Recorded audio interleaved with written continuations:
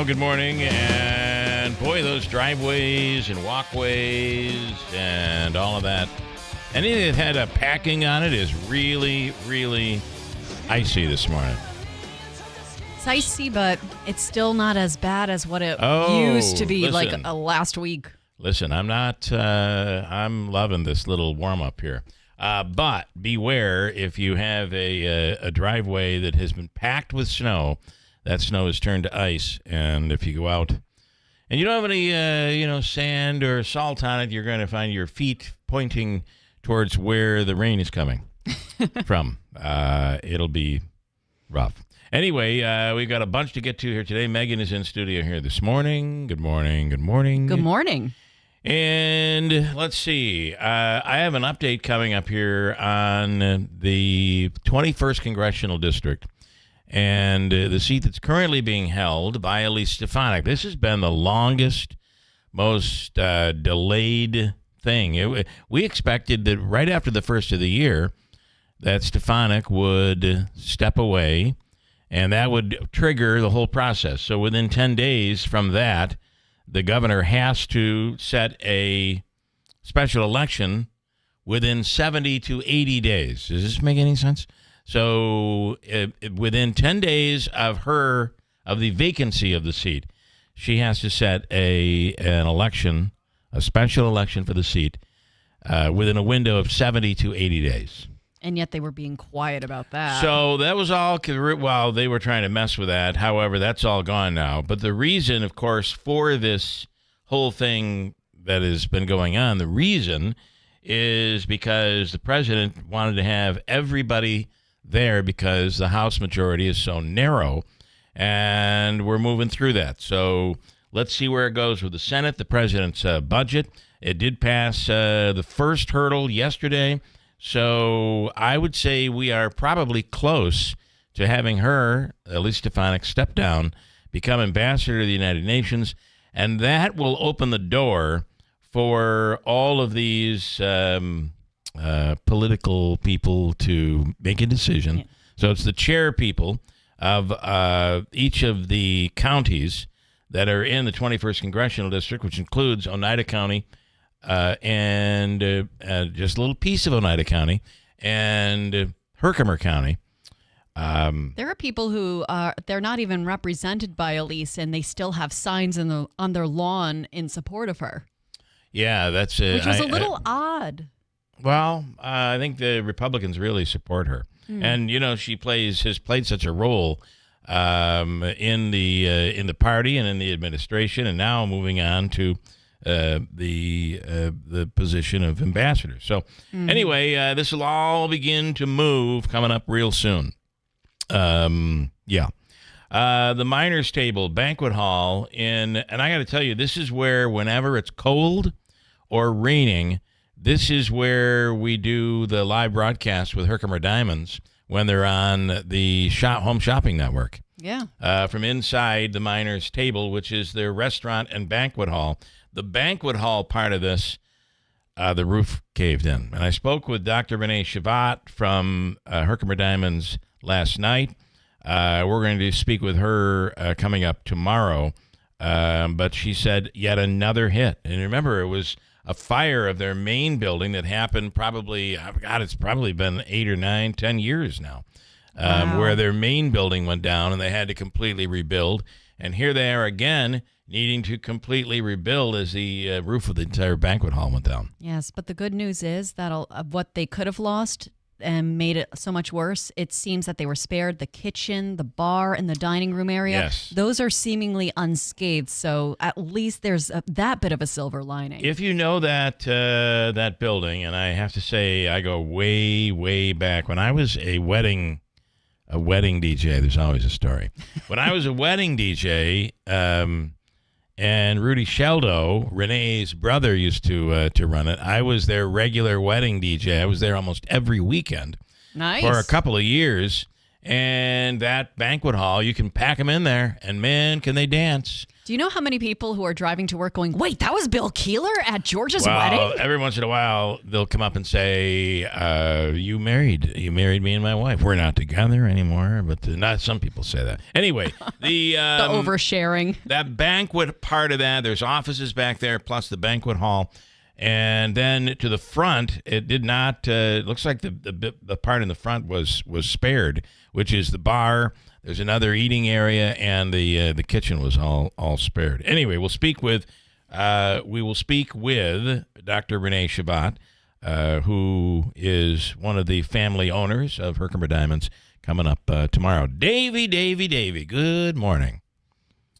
Davy, good morning. Good morning, Bill. Good morning, Megan. Okay. Good morning. Syracuse tonight. What time? I know you're listening. Desperate win. It is one of those where you could come out and see Syracuse just plow through and win by 20. It is also one that you could see them jump out and all of a sudden lose it by 8. Which has happened quite a lot this year. There haven't been really. I think I remember one very close game all season long, and that was recently with the top 20 team. Who was that the other day? Not Pittsburgh. No, it wasn't Pittsburgh. It wasn't SM. It wasn't Cal. Either way, tonight. What time? And it's on University ESPNU, right? 7 o'clock ESPNU. Okay. This is a white flag. Throw the white towel in game. I don't think that's what this is. Well, if they lose, they're going to be bottom tier of the ACC tournament. Then they're not going to be going to the tournament next week. I get it. But a white flag would be like, we give up. Some of them players are already giving up. They may, Davey. You don't know that for sure. I'm just saying. All right. I know you're starting the day off angry. You're starting the day off angry, and I get. How's your tooth? Good. Okay. When do you get your? Are they removing the tooth? Yeah, not until the 10th. That's going to be so painful. Yeah, so I might not be here the next day. It's not. You're going to be fine. It's easy. You won't even feel it. You'll be like, when are you starting? And the dentist will be like, starting? I'm already done. You won't even know it. And actually, it'll probably be a lot less painful than the pain you've been going through with the abscess tooth. Ugh. Yeah. So what? We'll just fill Megan in then real quick. Yeah. So Davey what happened? had a temperature of 130. No, what was it? Actually? Whoa. 105. Yeah. That's So a what high happened temp. on Saturday morning? I woke up to take some medicine. About 2 o'clock, I laid back down. All of a sudden, I started shivering, getting the chills real bad. And I had trouble breathing, so I had to call 911. Oh, my goodness. And they came, did some tests, and ended up I have a 105 temperature. Find out I have an infected tooth. Oh. Yeah.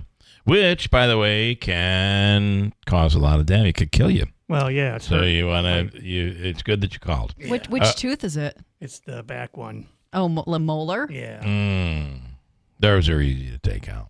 You'll be fine. That is the good thing, because when you get wisdom teeth out, it's like That's a different SEAL Team 6. That's a different situation, yeah. But Just a molar, do the old yeah. day. Put some string on the door and just pull the handle. Okay, Brr, good you're idea. done. Hey, Bill, I have an idea for a new segment.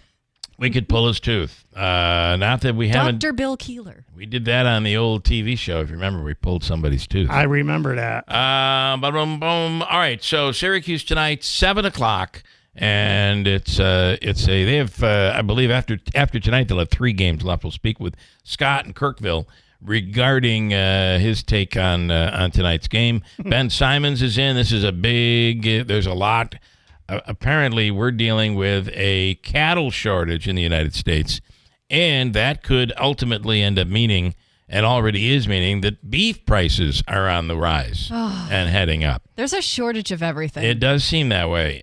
We'll speak with Ben about that, and also it is maple syrup season. We'll get to that. We have the Rosenthal report, legal stories, and we'll see if he's gotten into the more of the Caitlin Conley story, which he has.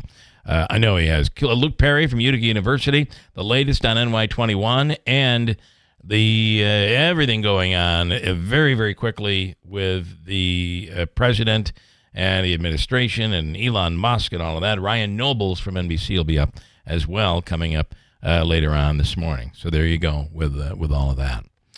I know I have Tanya coming up in a second. We'll get to that. Tanya Powers from Fox News Radio. Warner Brothers is telling an Oklahoma town to tear down their giant leg lamp. This is Wait, what? ridiculous. A leg lamp? Warner Brothers says it is a copyright violation. They're asking a town in Oklahoma to tear down their giant leg lamp, a giant replica of the one in their movie, A Christmas Story. It's even propped up on a shipping crate. I just think they need to. I would think, and listen, I could be wrong, but isn't this just an example of a big company like? What are you so worried about? What is your major malfunction, numbnuts? Okay, or you could look at it that way. Yeah. Here is Jim Cohen of the Chickasha Community Foundation and how it is not going down without a big fight. They're going to be all over this thing. The leg lamp has worked, okay? We're not trying to infringe upon anything. The ones that hate this thing, they didn't want to understand. They were just like, oh, I told you we're going to get sued, told you we're going to get sued. And the reality is there has been no lawsuit. But the biggest thing is this isn't an amusement park. It didn't cost you $20 to come in and see the world's largest leg lamp. The only thing we're selling is officially licensed merchandise. So there is no infringement. It's a piece of art that is not owned by the city. It's owned by the Chickasha Community Foundation, and the land that it's on is owned by University of Science and Arts of Oklahoma. Yeah, I thought he kind of said Chickasha, the Chickasha Community Foundation. They apparently, Warner Brothers had told them no. They asked for permission to build it, and Warner Brothers in 2019 denied permission. And now they're going to try to say this is artwork, and they have the right to. They have the. What happened over there, Davey? I don't know. Okay, are they saying it's off? I don't know. All right, can you check? I don't know. Oh, it seems that we are streaming. We are live. There's just Keeler in the morning on the YouTube. Okay, well, the software went down. I'll get it. The big question of all, why would a small town in Oklahoma have a giant leg lamp from a movie that took place in Indiana and was filmed in Ohio and Canada? Because they're a small town in Oklahoma and they need something. I guess somebody came up with the idea that has no connection whatsoever to this small town in Oklahoma, but it is the story. So, to be a fly on the wall when they needed to find something to bring people in. Right? They're when they're actually looking for something, it's like, what can we do? Let's build a replica of the Simpsons house. No, that's already been done. Let's do the leg lamp. You were out for a couple of days. You didn't fly, did you, this week? No, I did not fly, but now I understand why people clap when the plane lands. A Southwest plane almost hit a private jet while landing at Chicago Midway International Airport. Another incident. Oof. Luckily, the pilot was able to pull up before the collision and nobody was hurt. Here is and believe me, this pilot and this crew handled this so well, as you'll be able to hear the pilot and how calm the pilot was when he's speaking with air traffic. Here we go. Southwest 2504 going around. 2504, roger that, climb maintain 3000. Tower, Southwest 2504, how'd that happen? I don't know if you saw the video yesterday, but it's incredible. Yeah. So I have a story I'm working on today that I've done a lot of digging in on. Is this like Shark Week, shark attacks? So what happens is you'll get a story that'll come out. Usually it's floated right around the time Discovery's doing their Shark Week, and it'll say there's a major increase. Why are people being bitten by a shark off the coast of North Carolina or something like that? Yes. And when you dig in, you find out that there are fewer shark attacks this year than there have been in 10 years, but it's being reported, being over-reported. Yep. So, are we in a situation where there are always these kinds of near misses and crashes? It's just being so reported, it seems like we're out of control right now. Well, think about social media. About even 10 years ago, 20 years ago, when something happened in Australia, we saw it in the papers the next day. Now with social media, Twitter, I'm never calling it X, Facebook, all of that, you could get that information within seconds of it happening. Someone's always live streaming it. So don't go too far with this, because my findings are this is an increase. It is odd, and it is abnormal. However, when you look at the millions of flights that occur, when you look at the percentages, even though there are more right now than we're normally used to, and that is a fact, When you look at the percentages, it's still incredibly safe to fly. I just, whether it's the cabin filling up with, I don't even know what. Have you ever been on a plane and you see coming out of the air conditioning, it looks like almost a smoke or a mist. I've seen that never before. happened. I have seen it, and I've never had it fill up the cabin. Or maybe I saw it once, and that's the flight I fell asleep the entire time for. Maybe it was a sleeping gas. I've seen it, but it was never like what happened the other day. I mean, that was weird. Obviously, the crash that happened in Toronto, the near misses that are occurring, and then you have, I believe there was another plane crash yesterday, somewhere, Arizona maybe, where it was one of those those private or small airfields where they don't have air traffic control, and there was a crash there. So, and I believe it was two planes that may have collided. Nonetheless, just sad. There is an increase. I'll write all about it later on today. It'll be up on our website at WIBX950.com. And here's one more for you. I know we're seeing a price increase when it comes to beef. We'll speak with Ben Simons about it. Ben really believes that the egg increase, and we're seeing the price increase now. It's incredible. Yeah. I mean, even your cheapest eggs are going to be $5, $6 a dozen.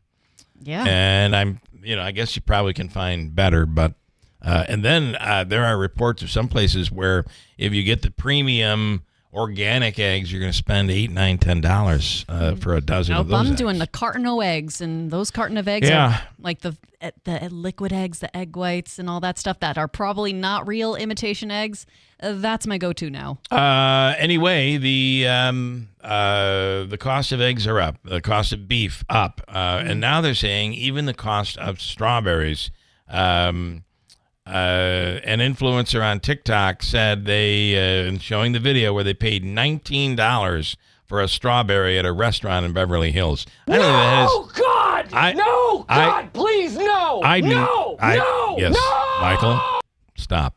I do not think that has anything to do with the shortage, but price gouging. There's a shortage of everything now. And you're in Beverly Hills. What are you expecting? And then one more. Wallet Hub announced the 2025 list of the hardest working cities in America. And where do you think? What city? What part of the country would you say features the hardest working Americans? Personally, I would always say New Yorkers because you guys never know when to stop. New Yorkers, I really believe, are, especially if you get into the city, people always have a mission. They're working. They're not as into their fashion as they go into work. Everybody's dressed in black and these boots that allow them to walk through the streets of New York City. But we're hard workers up here as well. The winner is the top three, according to Wallet Hub, Anchorage, Alaska. I think they have to work just to survive. Or just to work to get through the snow. Yeah, that's right. I got to shovel my way. And then, all of a sudden, the sun goes down and it doesn't come back up for 3 months. But I still have to go to work. Whatever. Alaska, Washington, D.C., and Irving, Texas round out the top three. The bottom three, by the way, believe it or not, the least hardest working city in America, the bottom three, Vermont, Burlington, Vermont. Really? Yeah. Detroit. I don't know anything about Detroit, but they seem hardworking over there. Yeah, a lot of factories and plants. All that. And believe it or not, Buffalo. I do not agree. Least hardest working city, Buffalo. I don't agree. Megan has, you want to, and actually you might know Connecticut. You're from Connecticut. Yes, I am. I guess it wasn't Connecticut. It's Burlington, Vermont. But, you're all over there. You have a Burlington, Connecticut. You're over that way. Megan has news coming up. Stand by, and we'll speak. We still getting Tanya? You don't know? Maybe, maybe not. We'll see if she calls. Coming up at WIBX. Good morning. It is 6:36 in downtown Utica, currently 34 degrees. Here is your WIBX news update. Two Syracuse gang members are going to be spending at least the next several decades behind bars. Yesterday, a judge sentenced Carl Newton Jr. and Sanaiki White to serve 75 years to life in prison. The pair were found responsible for the murder of Jarrett Johnson in August 2021, plus the attempted murder of Donta Albert a few weeks before, as well as other crimes. Both men say they're innocent and are planning to appeal their convictions. Inmates at Collins Correctional Facility are being moved due to ongoing strikes. In a statement, the Department of Corrections and Community Supervision said the ongoing illegal actions of certain correction officers who refuse to show up to work are putting the safety and well-being of New Yorkers at risk. The movements have also created staffing shortages, leading them to start the process of transferring incarcerated individuals from the Collins facility to other prisons to ensure appropriate use of staff resources. Central New York drivers are finding just a little bit of savings when it comes time to fill their vehicles. AAA says the average cost for a gallon of regular fuel right now in the Utica-Rome area and Madison County is $3.32. That's down a penny from last week, but is a cent more than this time a month ago. Herkimer County is paying a little bit more these days, about $3.33 a gallon, while Lewis County prices are up to $3.38 a gallon. The best prices remain in Onondaga and Oswego County, with an average there of $3.13 and $3.17. Respectively. Currently, the state average is sitting at $3.17 per gallon, and nationally, it's $3.14. And a legendary rapper is joining the list of artists who will be at this year's New York State Fair. Busta Rhymes will take to the Suburban Park stage on Sunday, August 24th at 8 p.m.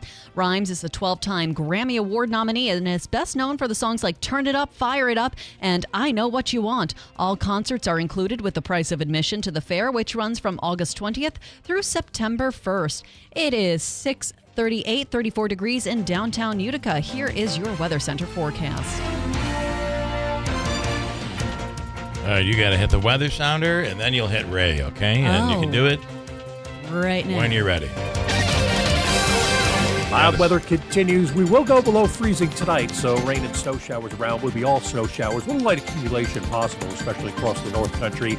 Our Wednesday morning, cloudy. As we go into the afternoon, cloudy, 38. Tonight, near 30, rain and snow showers around. All snow showers late. Thursday, some rain and snow around. Mainly all rain by the afternoon, 45. Colder air comes in Friday with some snow showers, maybe some accumulating snow by then, 30. From the Weather Channel, I'm meteorologist Ray Figure on WIBX 950 AM and 92.3 FM. Currently, we're at 34 degrees and cloudy skies on a Wednesday morning. Stand by. We'll speak with Tanya Powers from Fox News Radio. And also, I want to talk about Comets are home Friday night, but a big game on Saturday as the Pioneers. That game will be determined tonight. Pioneers will be playing somebody. It's possible to be playing Manhattanville again for a fifth time this year. That will be Saturday night, their playoff game. UCHC, they're the number 1 seed, and we'll get you details on all that. Tickets are available right now at the Odd Box Office or at Empire Tix online, where you get your Comets tickets. We'll get to all of it coming up at WIBX. I went in for a regular prostate screening, and my lab results showed my PSA level were elevated. We repeated the lab test, and the second test came back elevated too. We did a biopsy, and the biopsy showed cancer in certain areas of Philip's prostate. Dr. Ba performed a prostatectomy at Wayne Hospital using robotic surgery to remove the cancer. We were able to cure him with smaller incisions, and he had a quick recovery. Since the surgery, all my PSA level has been normal. I am proof that early detection can prevent something far worse.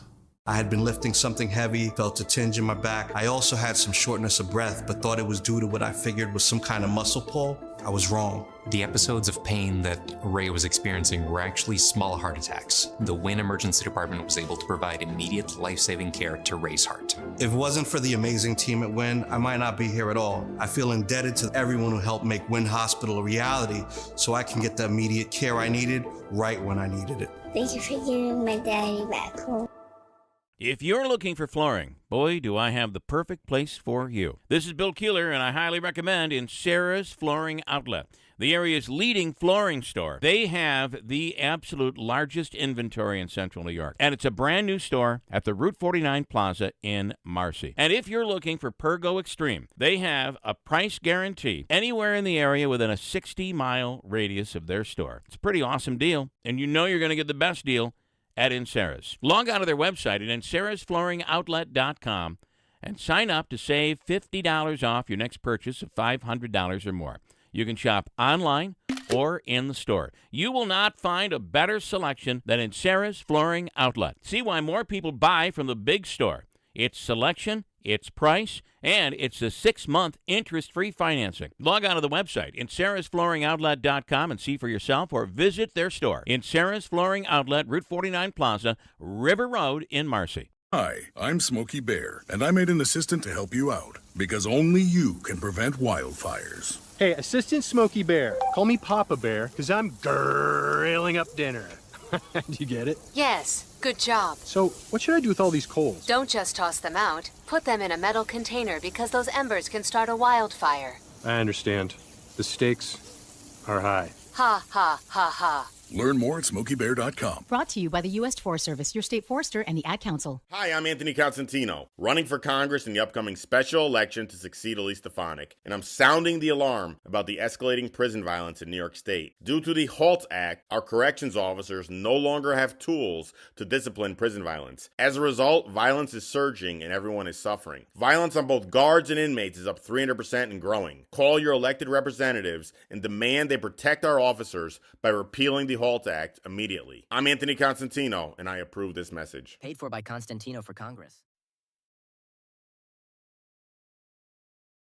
WIBX. This is Keeler. WIBX 950 and 92.3 FM. Now back to the Keeler Show. I got a bunch of comments. You know, before I even get to that, I really like... I'm an NBC. I think in our area, we're big NBC News people because KTV, their news is so strong from over the years. I mean, we all grew up watching Lyle Bosley to Bill Warden and all of those, right? So it's different in Rome. It is different in Rome. I get it. But in Utica and the Valley, you only have that one choice, really. And yes, you could watch UTR, and some people do. I think they're struggling a bit right now. The children there that are working are young. they're young. Nonetheless, I just think that this has been such an NBC area that the NBC News wins big time here in the Utica Mohawk Valley area. So I'm really surprised. Like, I'm wondering, why would they get rid of Lester Holt? I mean, you worked, Megan, you worked at ABC News. Yes, sir. And why, I don't see, David Muir is the top ratings getter. So just like everything else, they rate the nightly news at 6:30. ABC, CBS, NBC. And number one is ABC. A fairly decent showing. Second place is Lester Holt, followed by whatever the hell they're doing on CBS. And CBS Probably is Insider or something like that. No, they're doing news. They do the news, but it's their numbers they're switching things up, and now I think they got a team. So it's two. That's the old, which goes back to the early 70s. Yep. When you'd have two people doing the nightly news. But Lester Holt, I don't understand why they would blow out Lester Holt. I don't understand either. Maybe something could have come to light. I'm not. Well, no, he's been given. It's not like he did anything wrong. He'll be the anchor for Dateline. So, and still remains full time. But this new head of NBC who came in is like getting rid of a bunch of people. And I'm really surprised. And, I will ask Ryan Nobles. We'll have him on today, but I know he's not going to be able to give his opinion. It's not like really he's going to private say to that. the new head of NBC is such a jerk. I mean, a jerk. You could phrase your questions in a way to gauge how he feels about that. But I guess, but even that, I don't want to get him in any trouble. No, we like by him. any means. But you kind of wonder what happened there. Anyway, though, last night it was either the night before. It was the night they announced that he was done, so that had to be awkward. No, I'm not going to reference it. He didn't talk about it. He just did the news. And at one point, he said, "Coming right up, we're going to talk about," and I can't even believe they're doing this. We're going to talk about the new Part 2, another attempt at the Fry Festival. It's coming up next. Now, it's not the Fry Festival. It's FYRE. And I can see how maybe you could mix up the letters. It's the Fire Festival. Oh. And you normally don't see a blatant mispronunciation on No, network. especially since the Fire Festival was literally a dumpster fire in the headlines 10 years ago. It's pretty easy to use the word fire with that festival. Not only is it the name, but everything went up and He didn't even Ron Burgundy it. It was bad. Yeah. So anyway, he came back after the break and then said it properly. Acted like nothing happened. I love the guy. I think he's been really good. And you know, your 6:30 news is a time where they're going to and I know there will be people yelling at the radio right now or your YouTube channel, whatever you're watching. 6:30 is where they're giving the news. Journalists, it's not an opinion half hour. It is delivery of the news. Straight news. David Muir, by the way, from Syracuse, is the number one in the country right now. Yes. ABC is number one week after week. But for us, NBC is pretty huge here, probably because of KTV. And Lester Holt will be done at the beginning of the summer. Kind of surprised. It's going to be sad. It's going to be weird to not see him in the air chair. Yeah, I think you're right. Richard, some comments. I buy strawberries every single day, and they are now very cheap and beautiful. I think we had the same situation, Richard, with eggs. And I'm sure you buy eggs. He talks about eggs, too.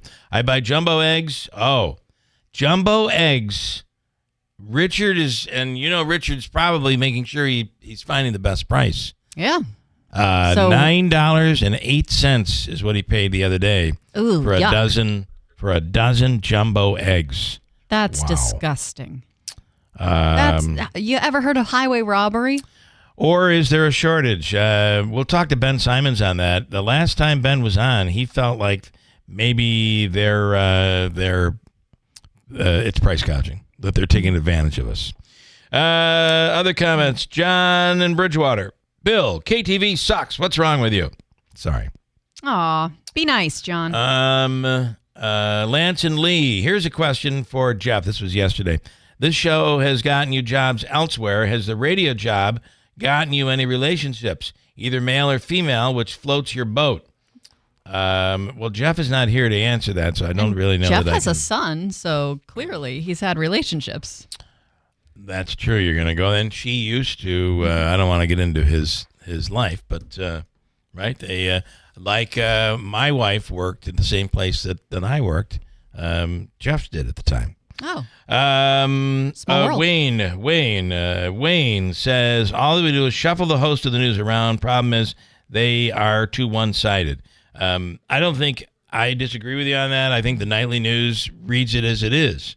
And there's a lot going on right now. You can call them one-sided, I guess. I guess as I someone think who the problem, Wayne, is it's not one-sided. And everybody wants it to be one-sided from their own direction. And you're not going to get that on the nightly news. I could tell you as someone who is in the background, it is very balanced. It goes through legal scripts. There is a lot of pairs of eyes on every single script before it hits on air, and it is their job to be as balanced as possible and as neutral. Unlike your talk show hosts, the people that you'll get on Fox News or on CNN or on any of those news networks, Brett Baer is a journalist. Hannity is not. Hannity has an angle out the door. He's thinking about Florida and retirement. Mike this morning, who has been the current ambassador to the United Nations? Can you look that up? Sure Who thing. was the last United Nations ambassador? And I wonder if they're still there. I don't think they are. I think when Trump came in, that person was removed. Right now, it is Mark Libby. Is it right? Is there a person right now? Right now, it is acting from D.C. Mark W. Libby. He started his term on January 20th, 2021. And I guess since the lease hasn't yet been appointed, he's still technically acting. So it is since 21, so it's since Biden. There's your ambassador to the United Nations. It says it feels like that's a pretty important role right now. Is it Biden's former one? And the answer, good question, Mike, is yes. And why did Utica have a giant watering can? You're talking about this place in Oklahoma. What in the hell did Utica have a watering can for? Why does Utica have a Liberty Bell downtown? Why does Utica have this big yellow brick road thing? I realize Chittenango is just down the thruway, but, right? All very good questions. Oh, right now, he took over on the 2025 January 17th. Norman Thatcher Scharf. That's who's currently acting. So the acting is a Trump appointee as an acting ambassador. Yes. All right. So we changed our story on that, Mike. Okay, hold on. Chuck Lester is piping in. I can't wait. It's almost like hitting the slot machine because you never know what you're going to get. And on the slot machine, the one thing I'm always constant with, I always lose. So let's see. Chuck, boom. Thank you for your comedy monologue about NBC News. You brighten my day. Listen, Chuck, all you want to hear, all you want to hear is one-sided. You are not someone that wants to hear the truth. It's confirmation bias. But take it for what you want. I know that probably pisses him off a little bit.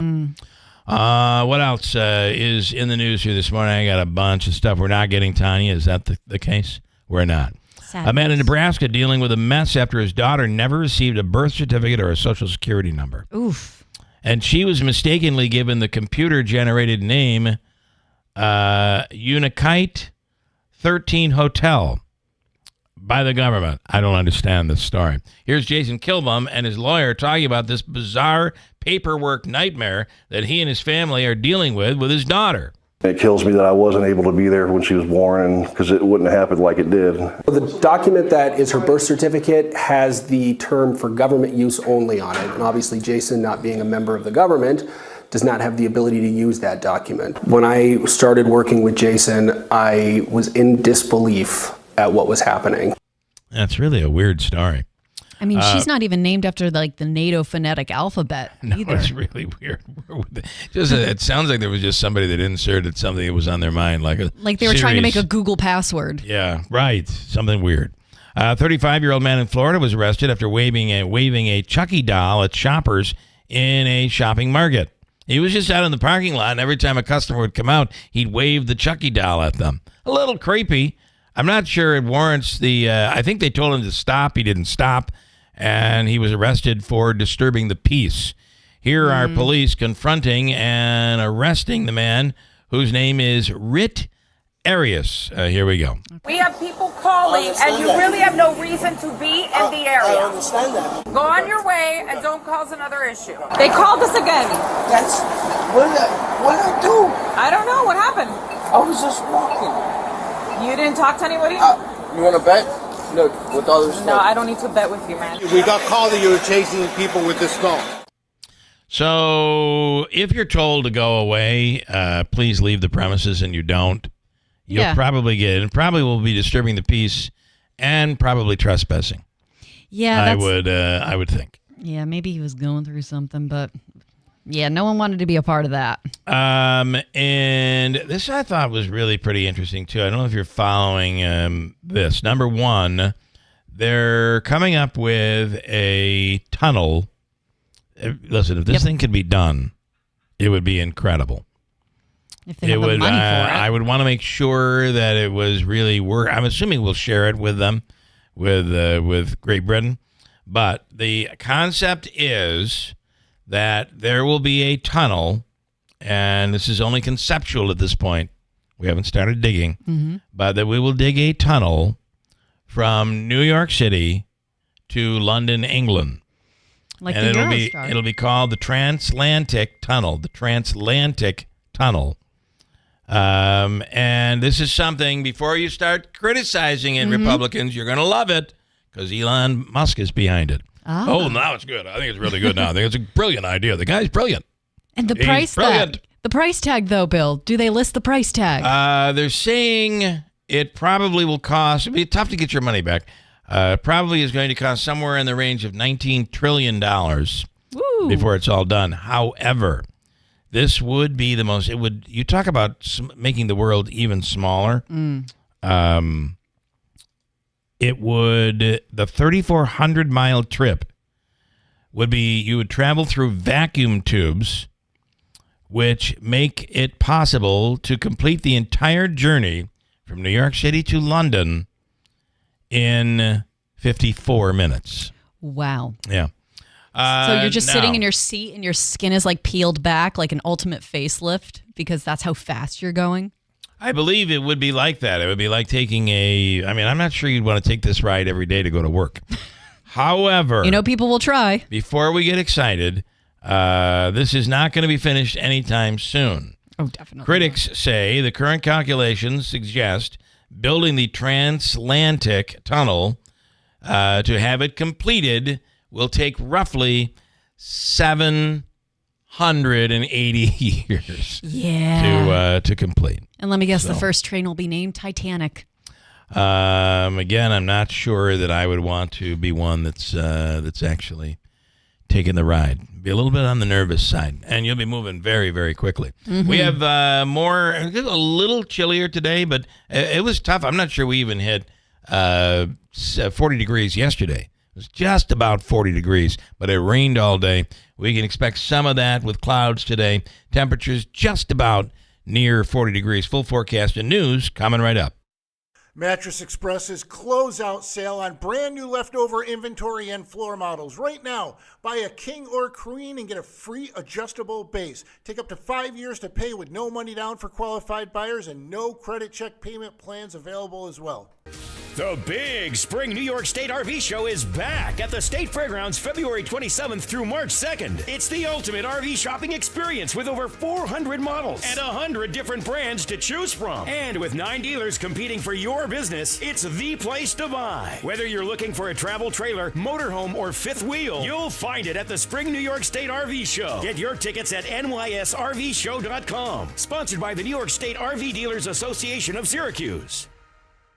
Hey, if you have ugly yellow toe fungus, you gotta hear about the secret 2-minute trick that I found for my husband. It works from both the inside and the outside. Thousands of people are using it to get rid of their toe fungus. You can check it out at crystalflesh.com. Jake started off with a small spot on his big toe and then it spread and got really bad. His toes were nasty. It was so embarrassing. He was afraid to take his socks off. He hid his yellow and crumbly toes from everyone. He tried everything to get rid of it. Nothing helped. And then we found crystalflesh.com. It was the only thing that worked. In just a few weeks, his toes looked amazing. He's now walking around barefoot again. You guys need to try this. I'm telling you, this stuff is different. It's not sold in stores, but go check it out at crystalflesh.com. From the Stanley Theater Studio, WIBX Utica, Rome. W295EI. WIBX 950 and 92.3 FM, a Town Square media station. It passed. Barely. I'm Dave Anthony, Fox News. The ayes are 217, the nays are 215. The House approving a budget resolution, which is a legislative framework for the Trump agenda. It'll have to be worked out later with the Senate. And as Fox's Kristen Goodwin reports, the GOP was nearly united in the vote. Kentucky Congressman Thomas Massey, the lone Republican, joining all Democrats in opposing the measure. It includes $4.5 trillion in tax cuts, raises the debt ceiling by $4 trillion, and calls for at least $1.5 trillion in government spending cuts over the next decade. House Minority Leader Hakeem Jeffries warning about potential cuts to Medicaid and veterans' benefits. House Republicans on the side of their billionaire puppet masters and donors. Now, this morning, President Trump will hold his first cabinet meeting, and joining his new department heads, Elon Musk, to discuss Doge's efforts to slash federal jobs and spending. Yesterday, we learned 21 civil service employees not brought in by Musk, career officials resigned from the Trump administration, writing in a letter, quote, "We will not lend our expertise to carry out or to legitimize Doge's actions." As Fox's Lucas Tomlinson. Friday, Ukraine's leader may go to the White House, days after President Trump calls Volodymyr Zelensky a dictator, blaming him for allowing Russia to invade. They're working out a deal as part of efforts to end the war to let the U.S. share profits from Ukraine's rare earth minerals to recoup the cost of American military aid. Shouldn't have had this problem because it shouldn't have happened, but it did happen. So we have to straighten it out. But the American taxpayer now is going to get their money back plus. A near disaster at Chicago's Midway Airport being investigated after a small jet crossed in front of a Southwest plane about to land, forcing it to abort. National Transportation Safety Board Chair Jennifer Hammond just told Fox. It appears this was a failure of the flight crew from FlexJet to listen and abide by the instructions of air traffic control. They were told to wait for the plane to land. America's listening to Fox News. Police officer and canine handler Jacob Russell Chaffins was fatally shot while attempting to serve warrants for domestic violence offenses. Thanks to friends like you, the Tunnel to Towers Foundation gave the Chaffins family the gift of a mortgage-free home. There's so much more to do to say thank you to our nation's heroes and their families for their immense sacrifices for us. Help Tunnel to Towers to lift up these heroes and their families. Donate $11 a month at T2T.org. That's T2T.org. Why pay more for prescriptions? Stop overpaying and start saving with SingleCare. It's easy. Find your prescription on singlecare.com, show the coupon at the pharmacy, and start saving. SingleCare works at pharmacies nationwide and is completely free to use, whether you have insurance or not. So the next time you fill a prescription, check SingleCare to make sure you're getting the best price. Take control of your prescription costs. Go to singlecare.com or download the free app today. As President Trump gets ready for his first cabinet meeting this morning, not everybody can be there yet. There are still some nominees not confirmed by the Senate, though one might get that final approval in a vote today. On the Senate floor Tuesday, Iowa Republican Senator Chuck Grassley said he hopes, if confirmed, that as U.S. Trade Representative Jamison Greer would be aggressive and work to open up new markets for American products. That Mr. Greer will work to level the playing field for U.S. farmers to compete with Brazil fairly and to deal with China head on. Tuesday, the Senate confirmed 38-year-old Dan Driscoll as Army Secretary. He is friends with Vice President J.D. Vance. The president's pick for Labor Secretary, former Congresswoman Lori Chavez DeRemer, and Linda McMahon as Education Secretary have not yet been officially confirmed. Jessica Rosenthal, Fox News. On Wall Street, stocks may rise. Dow and NASDAQ futures both up more than 100 points the day after the NASDAQ's fourth straight loss, dropping another 260 points. A star basketball player is calling it quits. Diana Taurasi announced her retirement Tuesday after 20 WNBA seasons, all with the Phoenix Mercury. Taurasi ends her time in basketball as one of the most decorated women's players of all time at both the college and pro level. While at UConn, she led the Huskies to 3 consecutive national titles before being selected with the first pick of the 2004 WNBA draft. Taurasi went on to win 3 titles in Phoenix, and she is the WNBA's career scoring leader. She even had incredible success on the international stage, winning her 6th Olympic gold medal over the summer at the Paris Games. She is the only player, man or woman, to ever do that. Joe Morgan, Fox News. In the NBA, Luka Doncic beat his old team, leading the Lakers past the Mavericks in Los Angeles 107-99. Weeks after Dallas shocked the basketball world, trading its star player, Doncic had a triple-double in LA's win, 19 points, 15 rebounds, 12 assists. I'm Dave Anthony. This is Fox News. Good morning. It is 7:05, 34 degrees and some light haze in the area, so do be careful as you're driving into work due to the fog. WIBX 950 AM 92.3 FM. I'm Megan Stone. A Utica man was arrested on several warrants in addition to grand larceny and burglary charges. New Hartford police said authorities were searching for 36-year-old Brandon Deal, who was wanted on 5 active arrest warrants for incidents involving the TJ Maxx and Target in town. He was located on a central bus leaving Sangerfield Square Mall after authorities named him their most wanted person of the month. While arresting Deal, authorities learned he was actually banned from the mall in April 2024. He was charged with 4th-degree grand larceny and 3rd-degree burglary, which are both felonies, and 5 counts of petty larceny. He was held on bond. New York Governor Kathy Hochul is urging striking prison guards to get back to work as the state starts to file legal action against them.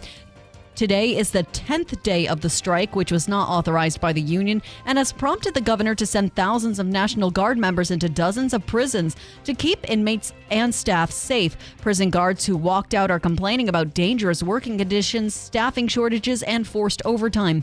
Hochul says those striking no longer have health benefits from the state. She says she is working hard to address the issue of long hours. Senators Kirsten Gillibrand and Josh Hawley are trying to establish a national mental health hotline for first responders. Gillibrand, as well as Hawley, who is a Missouri Republican, have introduced the First Responders Wellness Act. It's a bipartisan attempt to set up a national mental health hotline for police, firefighters, and EMTs.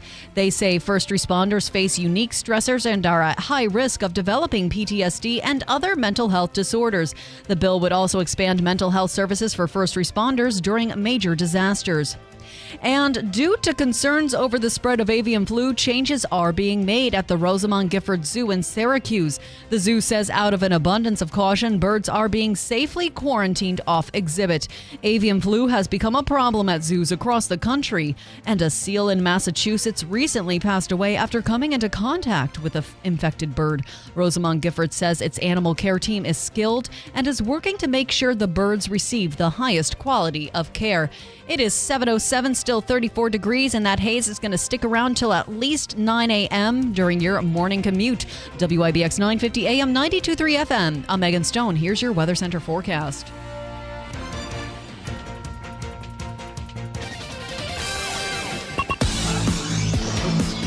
Alrighty. Well, listen, we'll get Ray in there in a second. Davey, can you come in here and just give us a little walkthrough on this? Let's do, however, sports right now, Megan. Good morning. The Chiefs are expecting their star tight end to return to the field next season. Kansas City General Manager Brett Veach said that the team is planning for Travis Kelce to play in 2025. Veach said that Kelce has the fire and desire to play. After the Chiefs fell short of a third straight Super Bowl title, the 35-year-old has an $11.5 million roster bonus due on March 15th that would trigger in the final year of his contract. He finished last season with 97 receptions for 823 yards and 3 touchdowns and 16 games played. The Jets are dealing with the fallout of an unpopular decision while speaking at the NFL Combine on Tuesday. Jets head coach Aaron Glenn said the team's choice to part with veteran quarterback Aaron Rodgers upset some of the players. The new head coach confirmed that every decision he and general manager Darren Mauge made are to win now. The Giants are on the lookout for a new starting quarterback. General manager Joe Schoen said at the NFL Combine on Tuesday that they are going to look under every rock to find a new caller. The G-men are currently working with exclusive rights free agent Tommy DeVito as the only quarterback on the roster. The Yankees were walked off by the Minnesota Twins after falling 5-4 in Fort Myers. Carlos Carrasco started the game and allowed 1 run over 2 innings. Joffrey Gilbert suffered the loss after allowing the game-winning hit at the bottom of the 9th, and Everson had a solo homer, and Dominic Smith went deep into a 2-run bomb. And the Mets dropped 1-3 in the spring after falling to the Houston Astros 8-5 in West Palm Beach. And Syracuse is on a 3-game losing streak. The 11-16 Orange host North Carolina State tonight. Here is your Weather Center forecast. Mild weather continues. We will go below freezing tonight, so rain and snow showers around. Will be all snow showers. Little light accumulation possible, especially across the North Country. Our Wednesday morning, cloudy. As we go into the afternoon, cloudy 38. Tonight, near 30, rain and snow showers around. All snow showers late. Thursday, some rain and snow around. Mainly all rain by the afternoon, 45. Colder air comes in Friday with some snow showers, maybe some accumulated snow by then, 30. From the Weather Channel, I'm meteorologist Ray Stajic on WIBX 950 AM and 92.3 FM. BME Company Business Machines and Equipment has been delivering office solutions for businesses in upstate New York for over 30 years. Their success comes from finding the right document management strategies and software solutions for streamlining workflows. Simply put, BME provides fast, reliable service at the best value to keep your business running smoothly. Through BME's strategic partnership with Hummel's Office Plus, they distribute supplies for just about every machine in your office at a great price. BME welcomes the opportunity to serve your business, selling, leasing, and servicing Canon and Kyocera devices, as well as FP mailing solutions. An important part of BME's culture is supporting the communities they're fortunate to work in, and BME recognizes that support is one reason for their success. The future of business in BME's area is encouraging, and the company is grateful to be a part of that growth. Call BME Company at 315-574-8200 or visit BMEcompany.com. BME Company Office Solutions. Made simple. Are you sick of being just a number or doing a mindless job? Become a craftsman in a trade. Become an IBEW electrician. The IBEW and the Electrician Training Alliance will give you all the tools necessary at their state-of-the-art training facility. Earn as you learn. Paid training while you get your certification. What are you waiting for? Become an IBEW Local 43 electrician. Call or go online today to learn more. Find your career at IBEW and let the Electrician Training Alliance light up your future. Hi, I'm Anthony Constantino, running for Congress in the upcoming special election to succeed Elise Stefanik, and I'm sounding the alarm about the escalating prison violence in New York State. Due to the HALT Act, our corrections officers no longer have tools to discipline prison violence. As a result, violence is surging and everyone is suffering. Violence on both guards and inmates is up 300% and growing. Call your elected representatives and demand they protect our officers by repealing the HALT Act immediately. I'm Anthony Constantino, and I approve this message. Paid for by Constantino for Congress. Support America's Greatest Heart Run and Walk and the American Heart Association's life-saving mission through the 51st Annual WIBX Heart Radiothon, sponsored by Slocum Dixon Medical Group. Listen to Keeler, Andrew, Megan, surprise guests, and those taking part in the Treadmill Challenge on March 7th as they raise money to promote heart health in the Mohawk Valley for 12 hours straight. Don't miss the action starting 6 a.m. Friday, March 7th on WIBX 950 AM and 92.3 FM. This is Keeler in the Morning. WIBX 950 and 92.3 FM.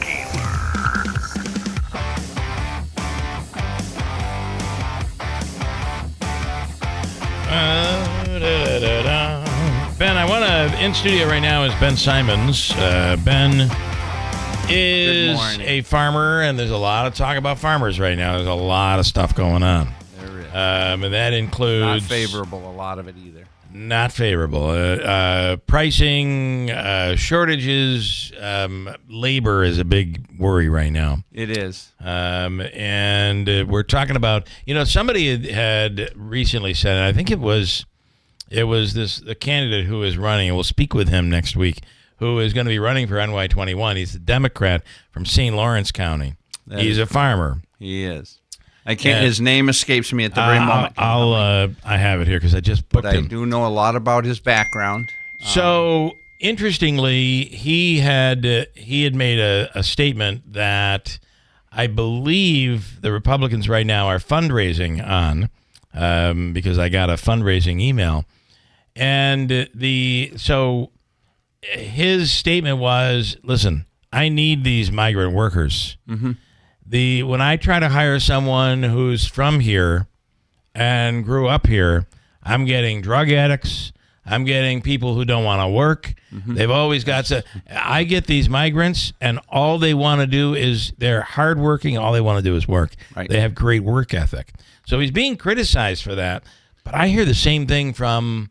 Even me. Being a farmer is hard. It's not an easy job. No, it's 24/7, 365, Christmas, New Year's, Easter, doesn't matter. Everything, it's the feeding the cows, whether you got dairy cattle, you got pigs, you got beef cattle, you're growing vegetables. It's a 24-hour a day project.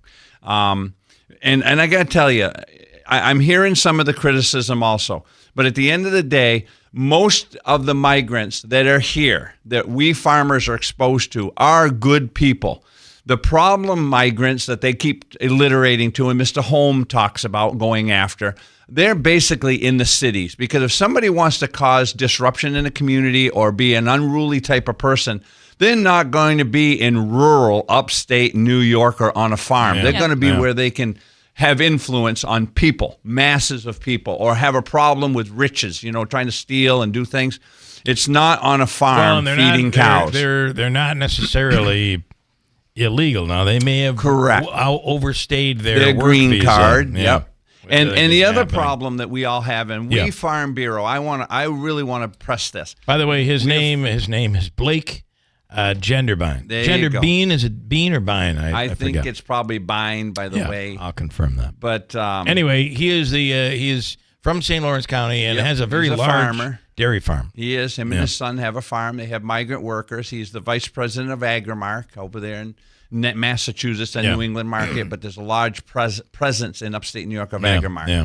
And I have not personally met the man. I know all about his background and who he is and what he is. I'm looking forward to meeting him. I've been invited to a meet and greet. That hasn't come to fruition yet, but it's going to, because we're a very large influence in District 22 here in Oneida County. 21. 21. Yeah. But I want to go back to the migrant thing. And 22. And 22, because they've changed the districts. They have, yeah. But I want to just press the issue with all the people, the naysayers about the migrants out there on these farms. I'm telling you, I use them on my farm at times, okay? They are here. They are providing the food to you people. And if you think that all the migrants are bad, you are wrong. They are here to do a job and make a living and send the money back home. The problem we're having is that the H-2A program, which is a government program for migrant workers to come to America and work, is outdated. And we at Farm Bureau, and I'm very much a part of it, I'm very instrumental in this thing, is that our legislators, both at the state and at the federal level, need to fix it. The H-2A program that we're all using right today is outdated. It's only for basically a 6 months type period, okay? And the H-2A program was set up for migrant workers to come to America to pick our fruits and vegetables and our seasonal crops. Which, by the way, has been going on forever. Yeah. And we, the dairy farmers... I wouldn't say forever, but pretty close to For a that. long- Certainly I mean- our lifetime. Yeah, Well, and when- the livestock guys. Yeah, when my family came over from Poland and Ukraine, they started on the farms. They worked their way down from Canada until they wound up in Connecticut. So that's how they made their money. God bless you, girl. And that's how it all started, was to come here, because there's endless work Her on family farms. was born in Poland, New York, though. I mean, she kind of blows it out of proportion a little bit. She didn't come from But they make mean Canada pierogies regardless. through Next Poland, to the New Russians York. over there in near Middleville. So I just want to clear the Just air kidding. that we, with the new administration in office, Mr. Holm is from upstate New York. There's no question about it. That's where he was born, bred, and raised and educated, right here in central New York, okay? And he understands agriculture because that's what's here.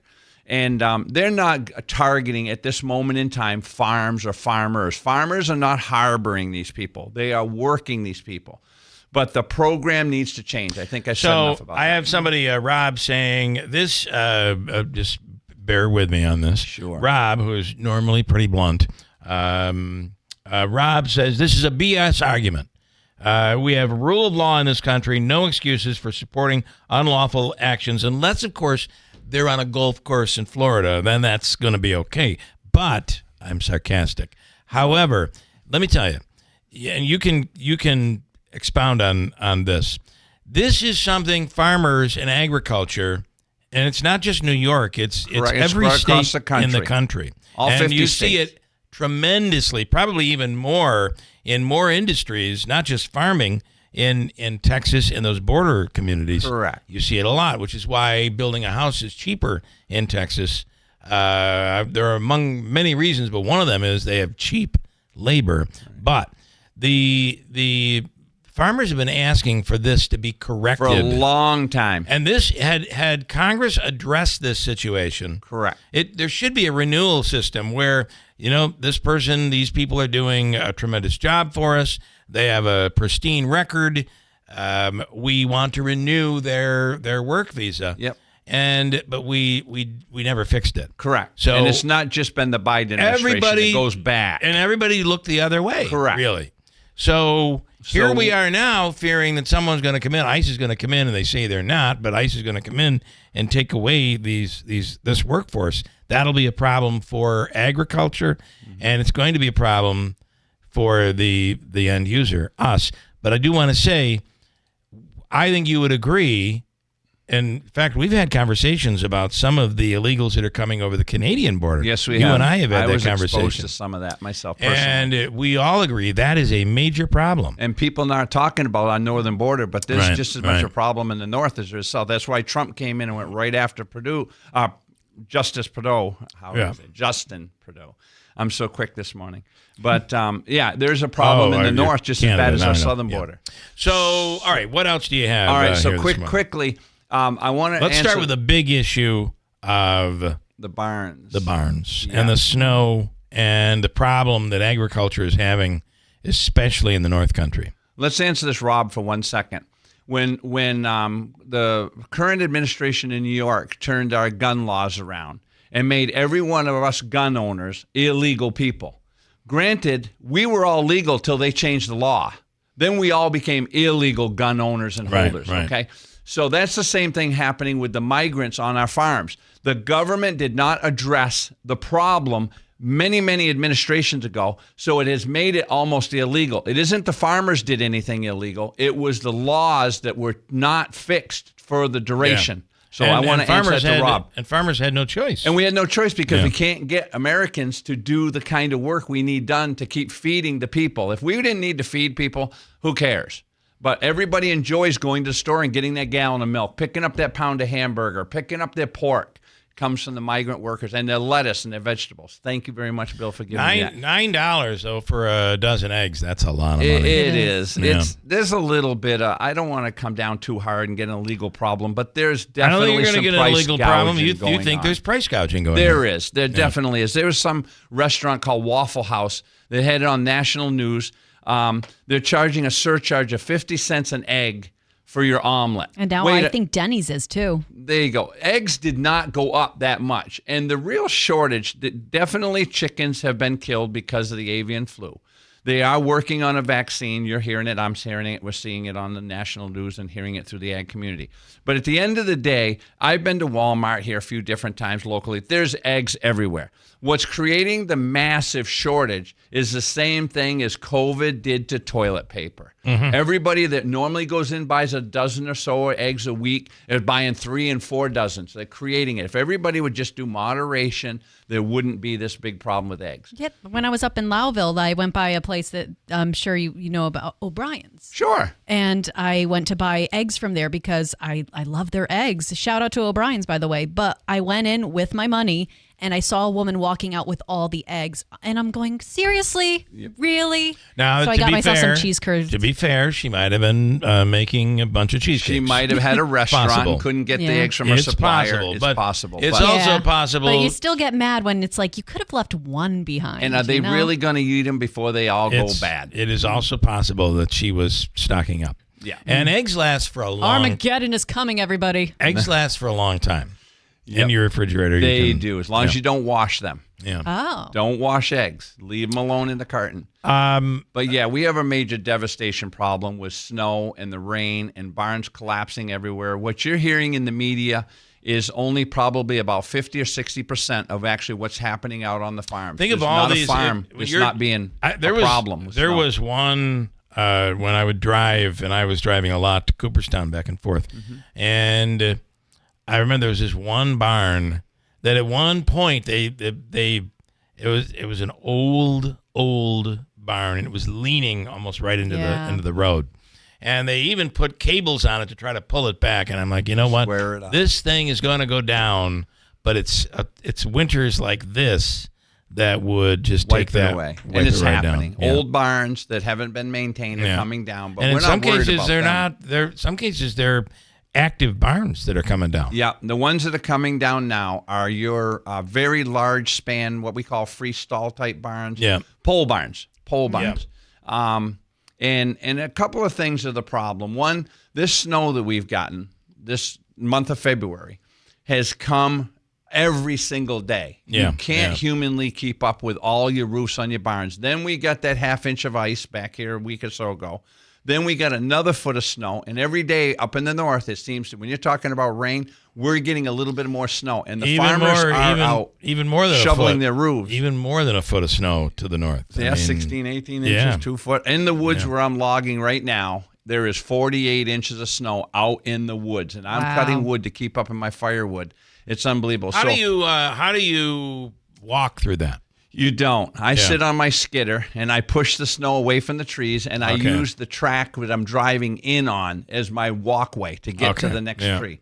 Yeah. But the farmers are having a problem. Could I borrow that? And it doesn't do very well for your lawn. Probably wouldn't. It's very aggressive, but that's what we're doing. But the farmers are trying, and I just want to let the farmers and your listeners know there is a Mennonite community up in Lewis County that didn't get as much snow as we did down here in Oneida County. Yeah. And they have offered their community services to come down to Oneida County and help out the farmers. And how you get this help is you call Cornell Cooperative Extension of Oneida County and talk to them, and they will direct you to how to contact these people, or they're having a network put together. So contact Cornell Cooperative Extension. Is there a fee? I'm assuming there's a fee. I do not believe there's a fee. I think this is the community helping farming community really is coming together. They are. Back the farm that fell down here in Lee Center back here a few days ago. The Pedersen Farm. Yeah. Okay. John Collins, that owns Collins Creamery up there, his wife put out a post on Facebook saying, we need excavators, bulldozers, skid steer loaders, and farm help. We need people that can handle animals. Yeah. Within 20 minutes, they tell me, I heard this, within 20 minutes, they couldn't get anywhere on the road because it was so many people. Amazing. It's almost heartfelt. I saw the line of... and he lost a great amount of cattle. On social media, the line of dump trucks that were all lined up along Route 12. Coming in, and then they were taking out the snow. Hauling the snow away so you can get through the intersections. There's incredible. A lot of these roads, like Star Hill and my road, Remsen, they're all, right now, they're one-lane roads. Yeah. There is no more pushing. So now everybody's coming in with payloaders, snow blowers, dump trucks, and removing the snow and hauling it away. It is But the agriculture community is under devastation right now because of the large span of buildings and the weight per square foot. I didn't mean to cut you off, Bill. No, I'm just saying it's been a spectacular amount of snow in the month of February. I mean, it just... I know the snowmobile enthusiasts are having, loving it. Old Forge is cashing in. Yeah. But at the same time... They've lost for a decade, by the way, right? So... I think the problem also with the barns is that we never got a reprieve from the back-to-back rapid-fire storms. It was just like, boom, another 2 feet, boom, another 6 inches, boom, here you go, 3 feet. And then rain, Megan. Yeah, and the snow, ice, too. Yeah, and the ice, and then the rain came on top, and that snow is like a huge sponge. It doesn't just wash that snow away when there's 2 feet on top of a building. And the other thing is farmers are getting on their roofs, and they're shoveling them off, okay? But one of the worst things you can do... Which is dangerous to begin with. It is. One of the worst things you can do is when you're shoveling off one side of your roof on your barn, you think, oh, we're good. We got one side off. It shifts the weight of them trusses to the other side of the barn. So it's very important that when you have people up there, they know what they're doing and that they shovel off equal amounts on each side so you keep the weight proportionate. But right now, what you're reading in the newspaper and seeing on Facebook, I'm going to tell you is only 50-60% of what's happened. We had a barn go down this morning over in Lee Center, a heifer barn on the Von Matt farm. Wow. And animals, I am telling you that animals are perishing. Yeah. So this is a major expense and a major setback. And I'm at a time when apparently cattle, there's a shortage when it comes to cattle in this country. There is. There's a huge shortage. And insurance companies, everybody says, oh, the farmer had insurance. You know how insurance works. They prorate everything down. The farmer's going to have quite a liability. Yes. And it's going to take time. You are totally right, Bill and Megan, that there is a definite shortage of cattle in this country. The herd, now think about this, the amount of population we have. The herd of beef cattle in this country right now is equal to what it was in 1951. And you have this much expansion of people. So beef is going to, you think the price of eggs is high? Right now, a farmer can send a beef-type calf, a dairy calf that's all black, which is heading toward beef-type animal, to the market, 3 days old, and get $1,000. Wow. In 2.5 years, from the paying $1,000 for that baby calf now, raising that animal for 2.5 years, what do you think the price of your hamburger is going to be? We're talking about eggs today. Mark my words, we're going to be talking about beef. By the way, you brought in, what was that, like a 2-pound I brought container in a 2-pound Lynx thing of my homegrown up on Star Hill from hamburger. Your farm. From my cattle. I just want you to know, I already sold it. It's gone. You better have a guard when you walk out with it. It is. It's like gold. And everybody says that the best hamburger comes from your beef cattle. I got to tell you, the best hamburger that you can buy is from an old retired dairy cow. You want good steaks, then you go buy your Angus and your Herefords and that. Your Wagyu. The Wagyu, oh my God, if you can afford Wagyu, girl, you must be eating at the Turning Stone because that's what they serve upstairs. I just see too many TikToks of people eating it and I go, that looks so delicious. Yeah. So the other benefit to buying local, and there are many places where you can buy a quarter of a cow or a half a cow, put it in your freezer, and you're eating that all year long. But the beauty of the ground beef, correct me if I'm wrong, is you know where it came from. Yep. It's coming from one farm. Yep. Whereas if you're getting the stuff you're getting in the grocery store could be coming from way out Midwest. Mexico. It could be coming from 5-10 different, all mixed together. And you just don't know. And you can't blame people for doing that, buying out of the country beef, because beef is so expensive in America. Yeah. They're importing it, and they can make money on it by importing the beef. So buy as much as you can local. Farmers markets is the place to go for the people. One more quickie to remind anybody that the Mennonites, that story where they're willing to come down and help. Reach out. Where do they reach out to? Reach out to Cornell Extension? Cooperative Extension of Oneida County.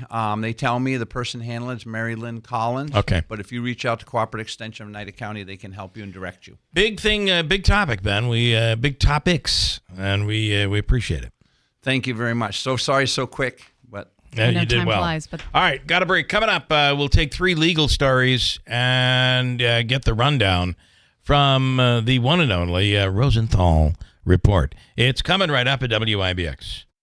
It's time to stop letting road conditions dictate your journey. Nokian Tires all-weather tires are versatile enough for summer heat, spring rain, and winter snow, allowing you to forget the forecast so you can focus on the road ahead, not the road below. Forget the forecast with a year-round tire approved for winter use. Find Nokian Tires all-weather tires at Tallman's Tire and Auto Repair, with locations in Utica, Yorkville, Rome, and Herkimer. Learn more at tallmanstire.com.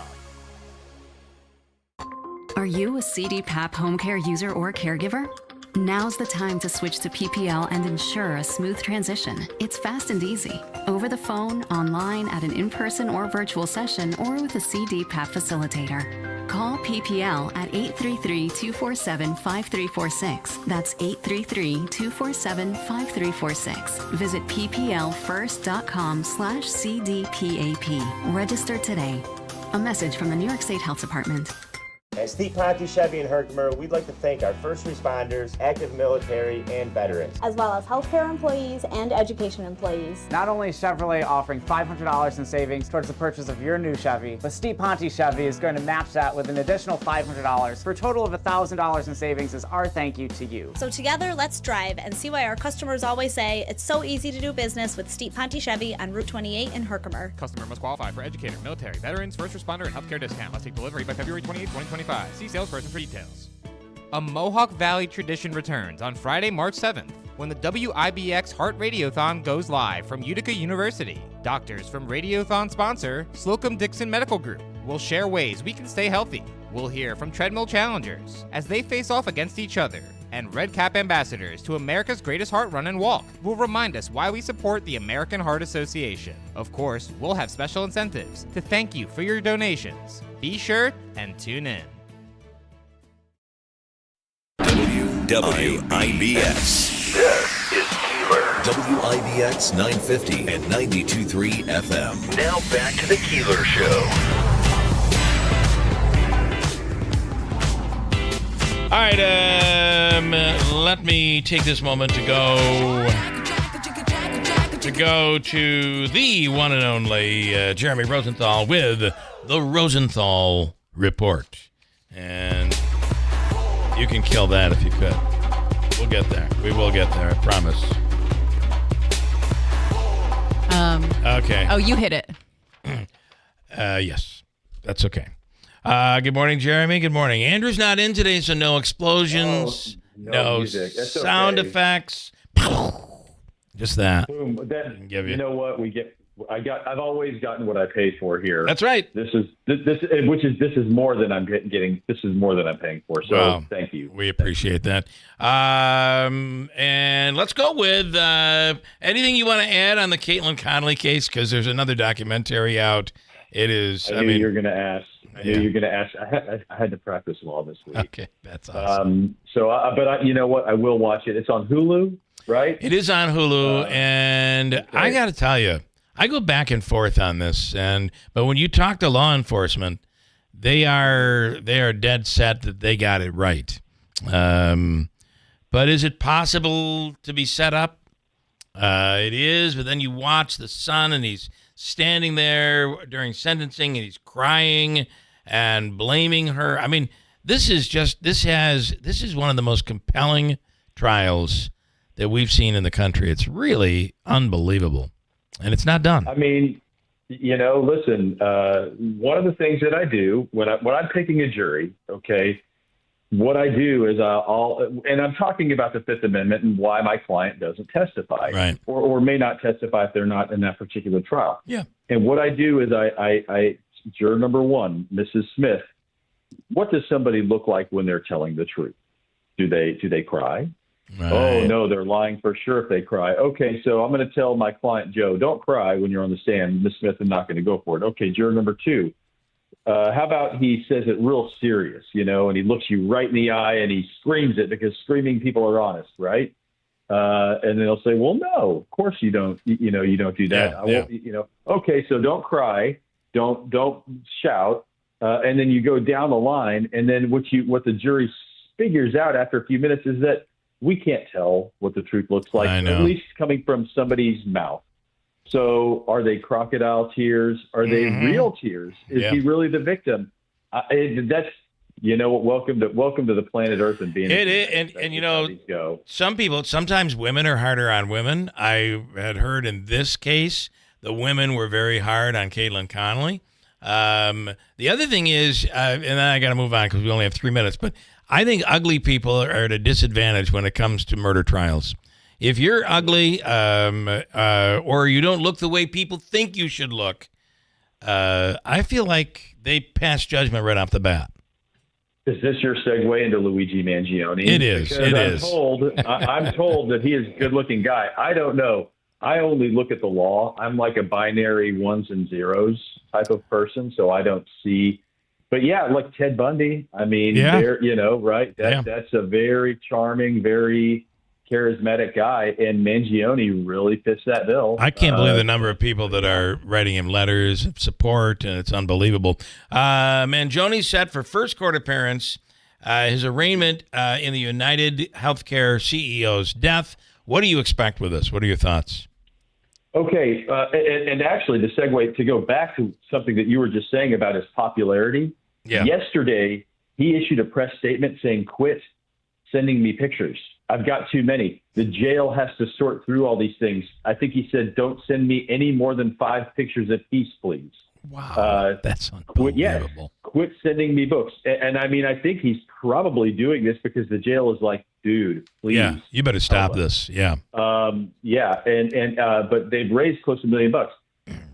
On the pretrial, they are raising, which is interesting to me. I mean, you may as well raise these things. I don't know that this is going to be his ultimate defense, but they're raising a Miranda issue from when he was questioned in McDonald's in Pennsylvania.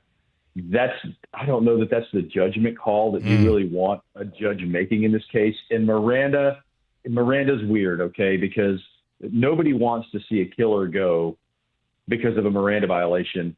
But when people come to Jeremy's office, first thing, every time, they didn't read me my rights. What's wrong with this country? Why are my rights going away? And I'm like, well, Mr. Whatever, we don't like it when people walk on technicality. That's why and if this was your neighbor, you would be angry too. Yep. So I don't know that that's ultimately where this is going to fall. But that's an interesting first step that I don't think I saw coming. And then before you're done, New Haven joining the legal effort against the federal government on cuts to medical and public health research. Kind of worry about this. This, with all these cuts right now, is it going to interrupt research? That's you're right. New Haven and a whole handful of other college towns. Yeah. New Haven being where Yale is. Yep. Not the jail that you and I deal with, or that. You don't deal with jail. I deal with jail. Yes. That we talk about. That's right. How I meant that. But this is Robert F. Kennedy. This is the National Institute of Health that's run by the Department of Health and Human Services. And what they're doing is they're amending some of these grants, which the money's already spent. The money is already pledged, and you've already applied for the funds. And then they're saying, okay, we're not going to reimburse you at the 70% that we told you. We're only going to reimburse you at 15%. And it's got all of these universities going bananas. So you can expect at least these grants to be reinstated, or they're going to win those lawsuits. Now, going forward, when it comes time to reapply for the grant, that's where you may see a lot of these drastic cuts. All right, going to be interesting. These are just crazy times. As always, Jeremy, we appreciate it. Have a wonderful day. The Rosenthal Report. The Rosenthal Report. Boom, boom, boom, boom, boom, boom. Awesome. All right. There you go. Have a wonderful day. Thanks so much. Yeah, we'll do Little Miss Innocent next week. Right. That's on my watch list for this weekend. Awesome. We'll do it. All right, thank you so much. Jeremy Rosenthal with the Rosenthal Report through Fox News. All right, Davey, this morning it's time for us to do we've just got a lot of stuff going. Time for us to do Hobanka's free money question of the day. This morning we're looking at how much moolah. What are we looking at? $200. $200. So $200 on the line. I got I think a great question that is completely doable. And what caller number are you looking for right now? Caller 7, Bill. 7th caller. We'll do the free money question. Call now. We'll do the question right after Mega's News, which is coming up at WIBX. It's 7:42, 34 degrees in downtown Utica, WIBX 950 AM, 92.3 FM. I'm Megan Stone. A Jamesville pallet company is planning to resume operations by tomorrow after a massive fire. Did you see this fire? This was unbelievable. And it's a pellet. So you're, is it pellet or pallet? It's pallet. Pallet, so it's all wood. All wood. Unbelievable. And the fire was very happy and consumed quite a bit. So more than 30 fire departments from around the area, they had to rush the scene of the blaze Monday night at B&B Lumber on Solvay Road Extension. Crews battled heavy smoke and flames for about 6 hours before they were able to get things under control. B&B lost a storage building and some of its inventory, but no injuries were reported. The cause of the fire is under investigation. Home prices rose nearly 4% in 2024. The latest Case-Shiller National Index shows prices posted a 3.9% annual gain in December. That's up slightly from the previous month. New York reported the highest annual gain among the top 20 cities with a 7.2% increase. Chicago and Boston had annual increases of around 6.5%. Tampa posted the lowest return, falling 1.1%. And the grand opening date for Onondaga County's first Warby Parker store is now set. The national retailer sells sunglasses, contacts, and prescription eyeglasses and a setup shop at the town center in Fayetteville. Customers can check out the store for themselves beginning Saturday. It's located between Casanova Jewelry and Ralph Monaforte and Carter's Babies and Kids. Warby Parker has more than 275 stores nationwide. WIBX 950 AM, 92.3 FM. I'm Megan Stone. It happens more than you think. A customer wants, needs the goods and services your business offers. No matter how hard they try, they can't find you, but they find your competitor right there at the top of the results page. And even if they do find your website, when they click, it's like a ghost town. Hello? Outdated, not compelling, and perhaps worse, it has information that's not accurate. Y2K? But how do you fix that? At Town Square Interactive, we have the tools to help you maximize your online presence. Just go to mylocalcustomers.com and start by getting a free local customer analysis. This online tool will show you just how many customers in your area you could be reaching. To get in front of those customers, we will build a premium website for your business. One that shows up well in web searches and converts website clicks into phone calls, appointments, and foot traffic. It's simple, it's fast, and it's affordable. Go to mylocalcustomers.com and get started by getting your free local customer analysis today. Mattress Express's closeout sale on brand new leftover inventory and floor models. Right now, buy a king or queen and get a free adjustable base. Take up to 5 years to pay with no money down for qualified buyers and no credit check payment plans available as well. When a woman experiences an unplanned pregnancy, she often feels alone and afraid. So many times her first response is to seek out an abortion and search for a location close to where she lives. But because of the generosity of listeners like you, that search may lead her to a preborn network clinic. There, she will often make a very different decision. She'll choose life for her baby. Preborn's team members offer her love and compassion and provide a free ultrasound to introduce mom to the tiny baby inside her. It's often why Preborn sees 200 babies saved in a single day. That changed my life. Just from that ultrasound picture, I'm going to keep my baby, and I'm going to keep growing, and I'm going to be a great mom. Your tax-deductible donation of $28 sponsors one ultrasound. And now, through a match, your gift is doubled, saving twice as many babies. Please donate today. Just dial pound 250 and say the keyword baby. That's pound 250, say baby, or go to preborn.com/HOPE. Sponsored by Preborn.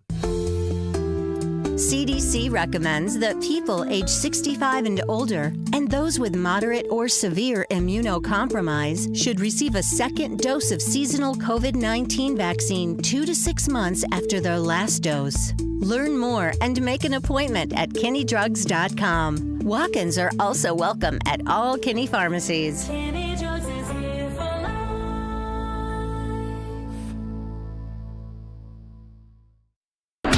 WIBX. This is Keeler. WIBX 950 and 92.3 FM. Now back to the Keeler Show. All right, it's time for Hobica's free money question of the day. You know how we get to this. And then along. Every time I think that I'm the only one who's lonely, someone calls on me. And every now and then I spend my time in climbing Bruce and Christos falls in me. And then along came Eric. Eric's on the line right now as we speak here. Eric, good morning. Good morning, Bill, Megan, and Davey. Good morning. Are you ready to go here? Yeah, I think I'm ready. All right, this is worth $200 here, and you'll need to get the answer in within 7 seconds. You know what you're doing over there, Megan? Yes, you got sir. it? All right. Okay, Eric, here we go. Here is your question. Do you want question A or do you want question B? Always go with A. Always go with A. All right, here's your question for $200. If you want quality, you want a high-definition multimedia interface, otherwise known as blank. Ready, go. HDMI TV. Or an HDMI cable. That is correct. For $200. Boy, you got the easy one. I got to tell you, question B was calculus, so you would have really been screwed. Yeah, that wouldn't have been good for a 7-year-old. But I got to tell you, high-definition multimedia interface, otherwise known as HDMI and HDMI cable. Congratulations. You win $200. Great job. Thanks, Bill, and I'm feeling better already. Okay, that'll help, doesn't it? A little of Hobica's money always helps. All right, stand by. We were on a bit of a drought here in February. Stand by. Davey's going to hook you up, Eric. Thank you. A bit of a drought in February where people were not, we had people not winning. I don't know. The other question, are you ready? This is ready. not the calculus question. The Price is Right is celebrating a milestone today. What number show is The Price is Right celebrating today? Probably 1,100. It is their 10,000th program. 10,000th. Yeah. Oh, should have gone with my first gut instinct. And Warner Brothers is asking, or I guess The Price is Right is asking, the longest running game show in U.S. history is now The Price is Right. More will be made today when they celebrate their 10,000th show. Wow. They're giving away $90,000. Here's the announcer, George Gray, and host Drew Carey now with more on the historic program, The Price is Right. Come on down to the 10,000th episode of The Price is Right. We're giving away a lot of money today. $90,000. Started in 1972. I watched it in college, and Price is Right just stood out because there was people going bananas. It's a really good cross-section of America. We've had over 75,000 people hauled on down. We've given away over $300 million in cash and prizes. It's been one of the best experiences of my professional life. No matter how my day is, as soon as I get the price right, walk through the door, it all goes away. Now, what a show! It's just vibing all day. On our 10,000th episode of The Price is Right. Well, there you go. 10,000 hitting today. It's pretty wild. It started with Bob Barker, right? It started, I think Bob Barker was the original host. I don't know for sure. And he was a long time and probably most memorable. 10,000 episodes is an awful lot of episodes. Okay, the Utica Pioneers are playing on Saturday night at the Adirondack Bank Center. Tickets are on sale right now, and you can go to their website, Empire Tickets. That's where that's actually in our story. There's a link to it, but that's where you get your Comets tickets and purchase your tickets. They're $12 each. Let's load up the odd for Saturday night, and the Pioneers playing. If they win Saturday, they play in the championship game in Utica next Saturday night on March 7th. Now that's exciting. We will find out tonight exactly who they play. We'll figure that out later tonight. Richard with some comments. These fake news networks are nothing more than the magazine called the National Enquirer. It's all crap. Well, I disagree with that. But I only watch national news. Oh, no, I see what he's saying. He's saying the cable news networks, like CNN, Fox, MSNBC, they're all opinion. Much of it is opinion. Yep. He said, I only watch ABC or NBC because it is journalism. It is news. Now, there will be those who will disagree with that, but I'm telling you, it's the case. And Megan, you even what was your job at ABC? I was an overnight reporter. I focused mostly on entertainment for radio prep, but I also had to cover what we called hard news. Now, your hard news is what's going on in politics or anything of interest that would affect the daily person's life, as well as not what we entertainment. Call it's not death or whatever is you consider real news. So I was there for George Floyd, the beginning of the COVID-19 pandemic. There was a lot of sleepless nights and a lot of active news, and I think that really kickstarted the true 24-hour news cycle where things are just happening. Whereas before, you were talking about this a couple of weeks ago when the news kind of died down after 6 o'clock and then we would wake up and it would cycle up again. But now we're getting stories that are breaking at midnight, at 3 a.m. So it's not sleeping and it's not slowing down. Certainly with Trump, the Trump administration, stuff is happening. Mm-hmm. You wake up in the morning and something happened overnight. Yeah. And it really is when something big happens, you end up having your news channels live. Yep. I think the O.J. Simpson first the chase that probably was one of the biggies, and then the trial, which was covered. I do think that probably played a very big role in the news world we live in today. Yeah, but a lot of that news is more entertainment than it is. It's more opinion than it is real news, and it does become very difficult, I think, to differentiate between the two. They call it confirmation bias, where people are consuming what agrees with their own perceptions and their opinions. So you watch what you agree with. You watch with what you agree with, and so whenever you are presented alternative facts, as they call it, it feels like a personal attack because it's attacking you, it's attacking your ideas, and it like upsets people to the core. But facts are facts. You can't really argue with them. There was a story yesterday about how we've learned Joann's or Joann Fabrics. Is that what it's really called? R.I.P. Joann's. Anyway, the end, it looked like the local store here was going to be able to make it, and now it is not. They are closing down, which is going to be a loss for a lot of people who, they're crafty people or whatever. Oh my God. And Halloween, that was the place where people would go to make their own Halloween outfits, their pillowcases. So this, along with other stores being closed throughout this year, that are scheduled to be closed throughout this year. Big Lots. It is the Party Barn or whatever that Party is. City Party City evaporated. You're just looking at all of these brick and mortar stores that are going away, but there is one that is really succeeding, and they are expanding. This is a very interesting story. All right. They are expanding, and it may affect us.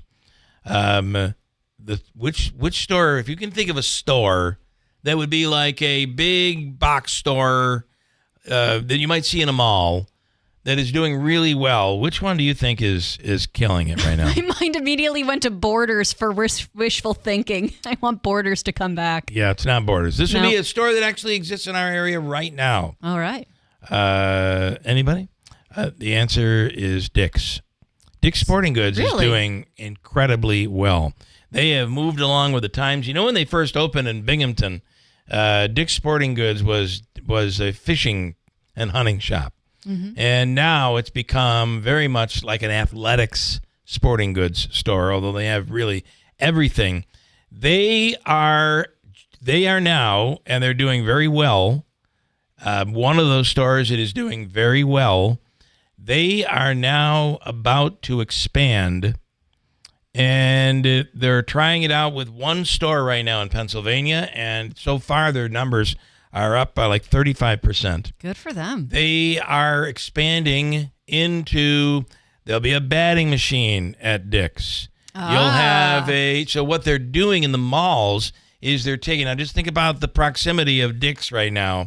And is it JCPenney? Is that empty right now? Yeah.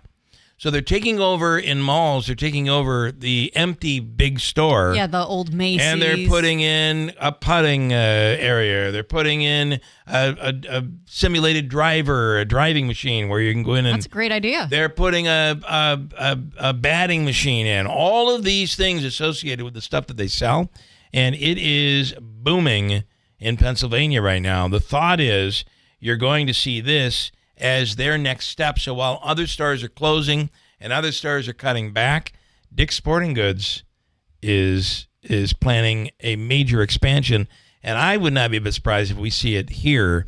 I would love to see it at Sangertown. Yeah, it reminds me of the Cabela's model where they have the same thing. It's a hunting store, so they would have the like a little shooting range and types of attractions that make you want to stay and turn your shopping experience into an overall experience. So you want to keep coming back. So good on Dick's for coming up with that. You're right. And the stuff that you need in order to do those sports, well, you can buy them right there at Dick's. So pretty cool.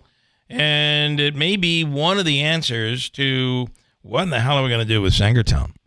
Because, Pyramid continues to lose anchor store after anchor store, and now stores inside the Destiny and Syracuse losing more, restaurants going away. Maybe this becomes, certainly for Dick's, is the answer. And Sarah's Flooring Outlet is the area's leading flooring store. Now, this is a brick and mortar that is knocking it out of the park.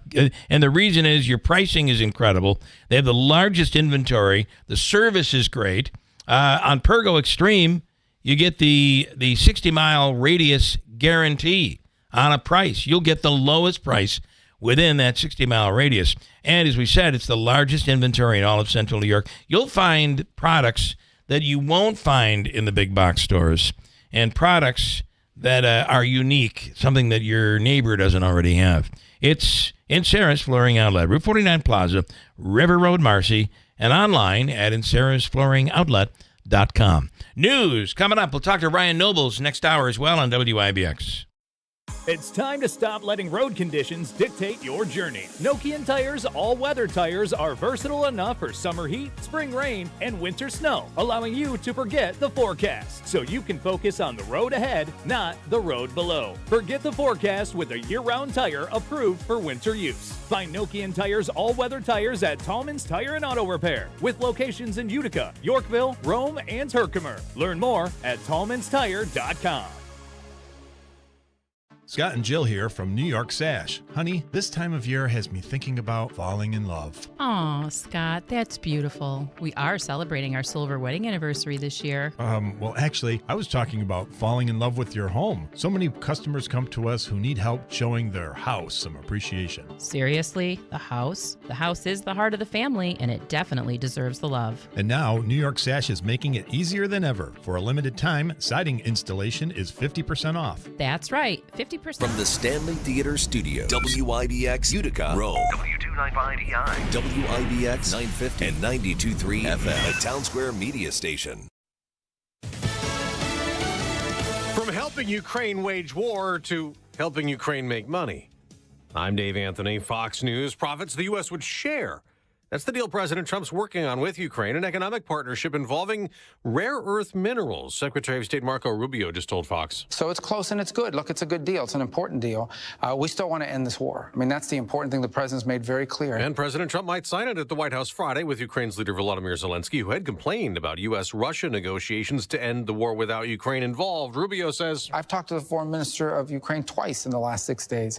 So to say that we're not engaged with them is just not accurate. In 3 hours, Secretary Rubio will attend the first cabinet meeting in the second Trump presidency. Fox's Peter Ducey reports from the White House. They're getting the long table in the cabinet room ready for all these cabinet secretaries to come take their seats alongside President Trump and Elon Musk, the guy who is looking in their agencies at stuff to cut. Musk and Doge working to slash spending and get federal workers to write emails justifying their jobs.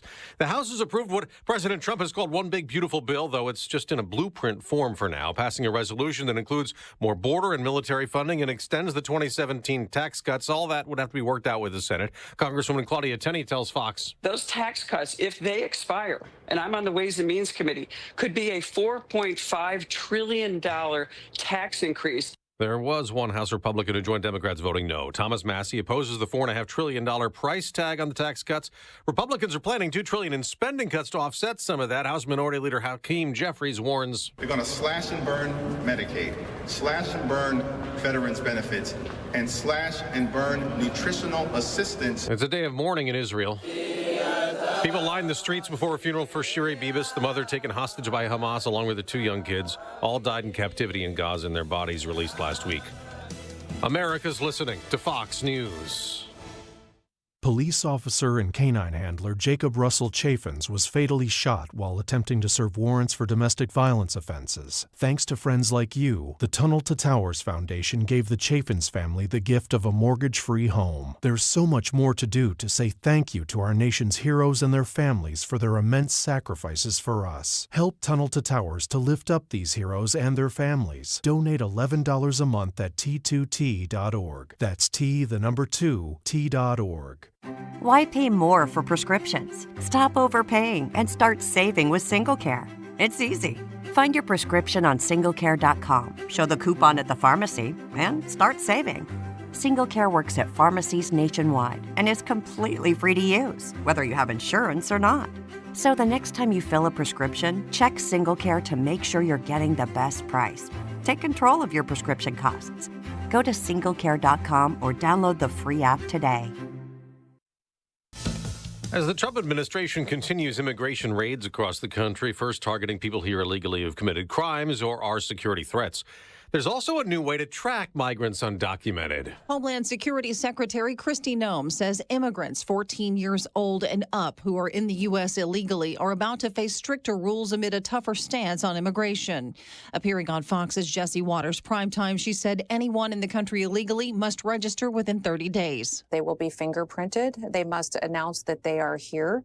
And if they do so, they can avoid criminal charges and fines, and we will help them relocate right back to their home country. After registration and fingerprinting, DHS will issue evidence of registration, which immigrants over 18 must carry and keep with them at all times. They must also notify the federal government of any change in address. Tanya J. Powers, Fox News. As President Trump works to deport immigrants here illegally, he's putting out a welcome mat for legal immigrants, especially those with a lot of money. The Trump administration will start offering so-called gold cards in 2 weeks for $5 million. It's going to be a route to citizenship, and wealthy people will be coming into our country by buying this card. They'll be wealthy, and they'll be successful, and they'll be spending a lot of money and paying a lot of taxes and employing a lot of people. The president describes the gold card as a green card plus. Commerce Secretary Howard Lutnick says the gold card would replace the EB-5 visa program that allows immigrants legal status by investing capital into U.S. businesses. At the White House, Jared Halpern, Fox News. Pope Francis just spent his 12th night in a Rome hospital battling pneumonia. The Pope had a peaceful night and is resting, but he remains in critical but stable condition, and his prognosis is guarded, and that is a term that means they don't know if his condition will worsen or improve. Fox's Lauren Green in Rome. On Wall Street, stock futures are rising. I'm Dave Anthony. This is Fox News.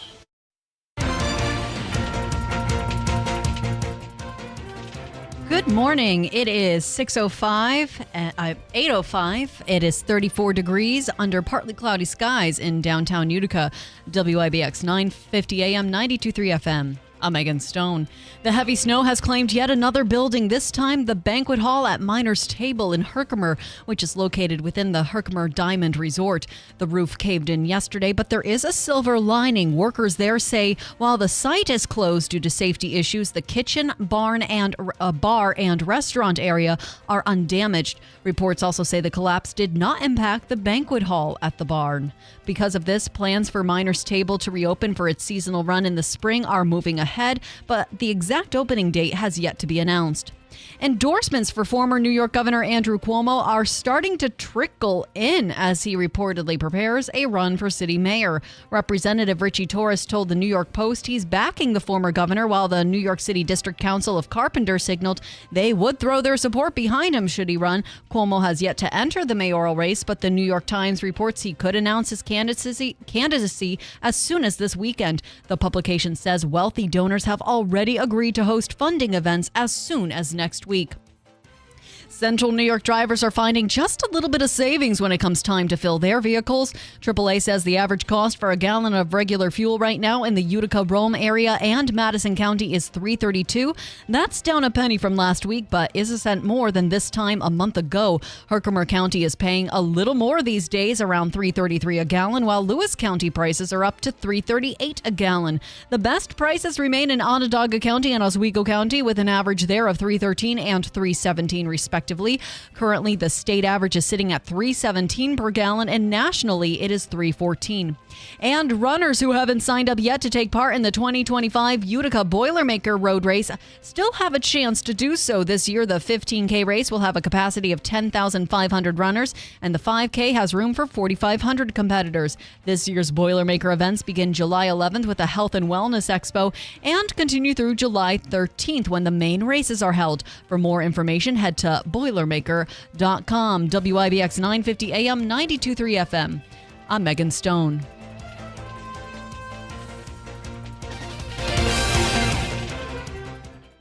Mild weather continues. We will go below freezing tonight, so rain and snow showers around will be all snow showers with a light accumulation possible, especially across the North Country.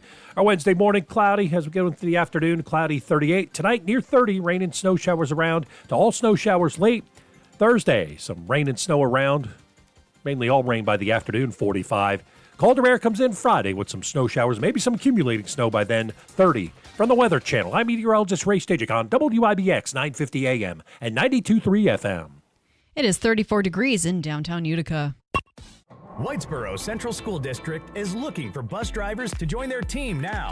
Whitesboro is a leading school system in Central New York. With 7 schools, 3,100 students, and a 92% graduation rate, you can help drive our students' success. When you drive for Whitesboro, you get pay that's based on your experience. Great benefits, a flexible schedule, and summers off. Call Andy at 315-768-9740 or stop by the garage, 20 Wood Road, Whitesboro. ZipRecruiter is the place. ZipRecruiter is the place for talented teachers, savvy software developers, and master mixologists. ZipRecruiter is the place where you meet all these people and more. That's because ZipRecruiter is the place for job seekers who are looking for new opportunities. In fact, ZipRecruiter helps 10 million people with their job search every day, so you can find the right candidates right away. Try ZipRecruiter for free at ZipRecruiter.com/free. That's ZipRecruiter.com/free. Hi, I'm Anthony Constantino, running for Congress in the upcoming special election to succeed Elise Stefanik, and I'm sounding the alarm about the escalating prison violence in New York State. Due to the HALT Act, our corrections officers no longer have tools to discipline prison violence. As a result, violence is surging and everyone is suffering. Violence on both guards and inmates is up 300% and growing. Call your elected representatives and demand they protect our officers by repealing the HALT Act immediately. I'm Anthony Constantino, and I approve this message. Paid for by Constantino for Congress. Scott and Jill here from New York Sash. Honey, this time of year has me thinking about falling in love. Aw, Scott, that's beautiful. We are celebrating our silver wedding anniversary this year. Well, actually, I was talking about falling in love with your home. So many customers come to us who need help showing their house some appreciation. Seriously, the house? The house is the heart of the family, and it definitely deserves the love. And now, New York Sash is making it easier than ever. For a limited time, siding installation is 50% off. That's right, 50% off our siding installation. Choose traditional vinyl or new engineered wood siding with hundreds of colors, textures, and styles to choose from, with free design services and financing available. So whether you want a sleek modern look or classic charm, you can have the home that's the envy of the neighborhood, just in time for summer. Nothing makes you love your home more than a gorgeous, fresh exterior. Ready to fall in love with your home again? Call New York Sash today and let's get started. Stop by our showroom in Whitesboro or check us out at NewYorkSash.com.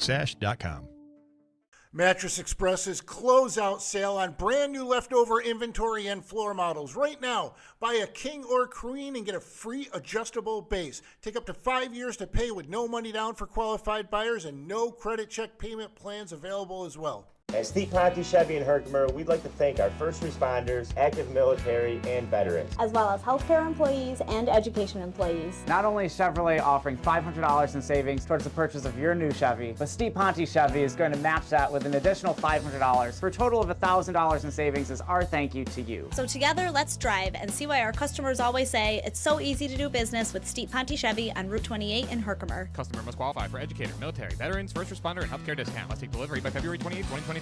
See salesperson for details. Before there was social media, streaming, and even color television, there was radio. Remember the golden days when you had to tune in to hear what happened to Hopalong Cassidy, or perhaps the Green Hornet? What if you could relive those days again? Hi, I'm Greg Bell, the host of When Radio Was, a show that's dedicated to the very best of radio's golden age. From classic performances by Jack Benny to tales of terror on Lights Out. It's all here on When Radio Was, starting every Sunday at 11 p.m., only on WIBX 950 and 92.3 FM. Which classic broadcast will you hear next? WIBX.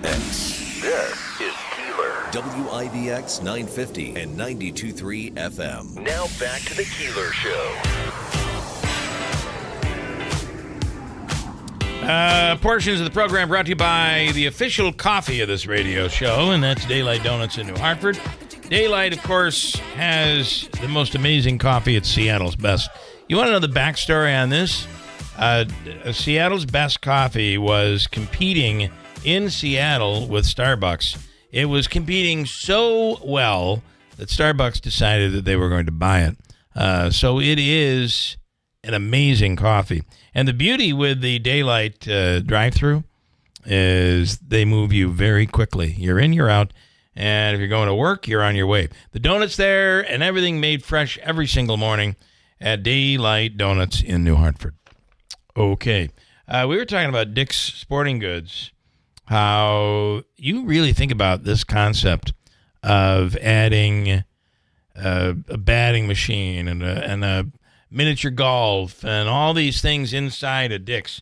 Who are we hearing from with a comment? I can grab it if you want me We to. have Darlene and Sequoyat. She says the Albany... Sequoyat, sorry. Sequoyat. It's... You know what? New York just took one look at Massachusetts and said, we can misspell things better than you can. Yeah. So we have some doozies. Albany Dix already has this, and Johnson City built one also. It opened over the summer. Johansson City. I'm Scarlett kidding. Scarlett Johansson City. Kidding. It is Johnson City. Yeah, you got it right. I think I should just have the instinct of if it looks one way, just assume it's not and just say it as quickly as possible. Well, and then they've switched up the rules. You just don't know.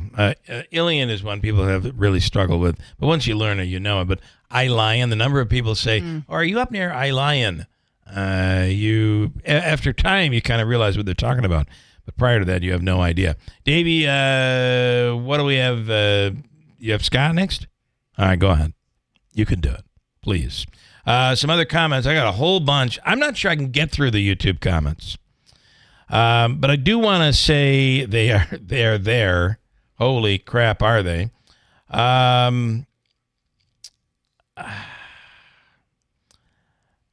Okay. I'm not going to get through them. I don't think I can, but I'll try. I want to tell you that when the YouTube show ends, when the program ends at 9 o'clock and YouTube goes off, it automatically archives the entire show.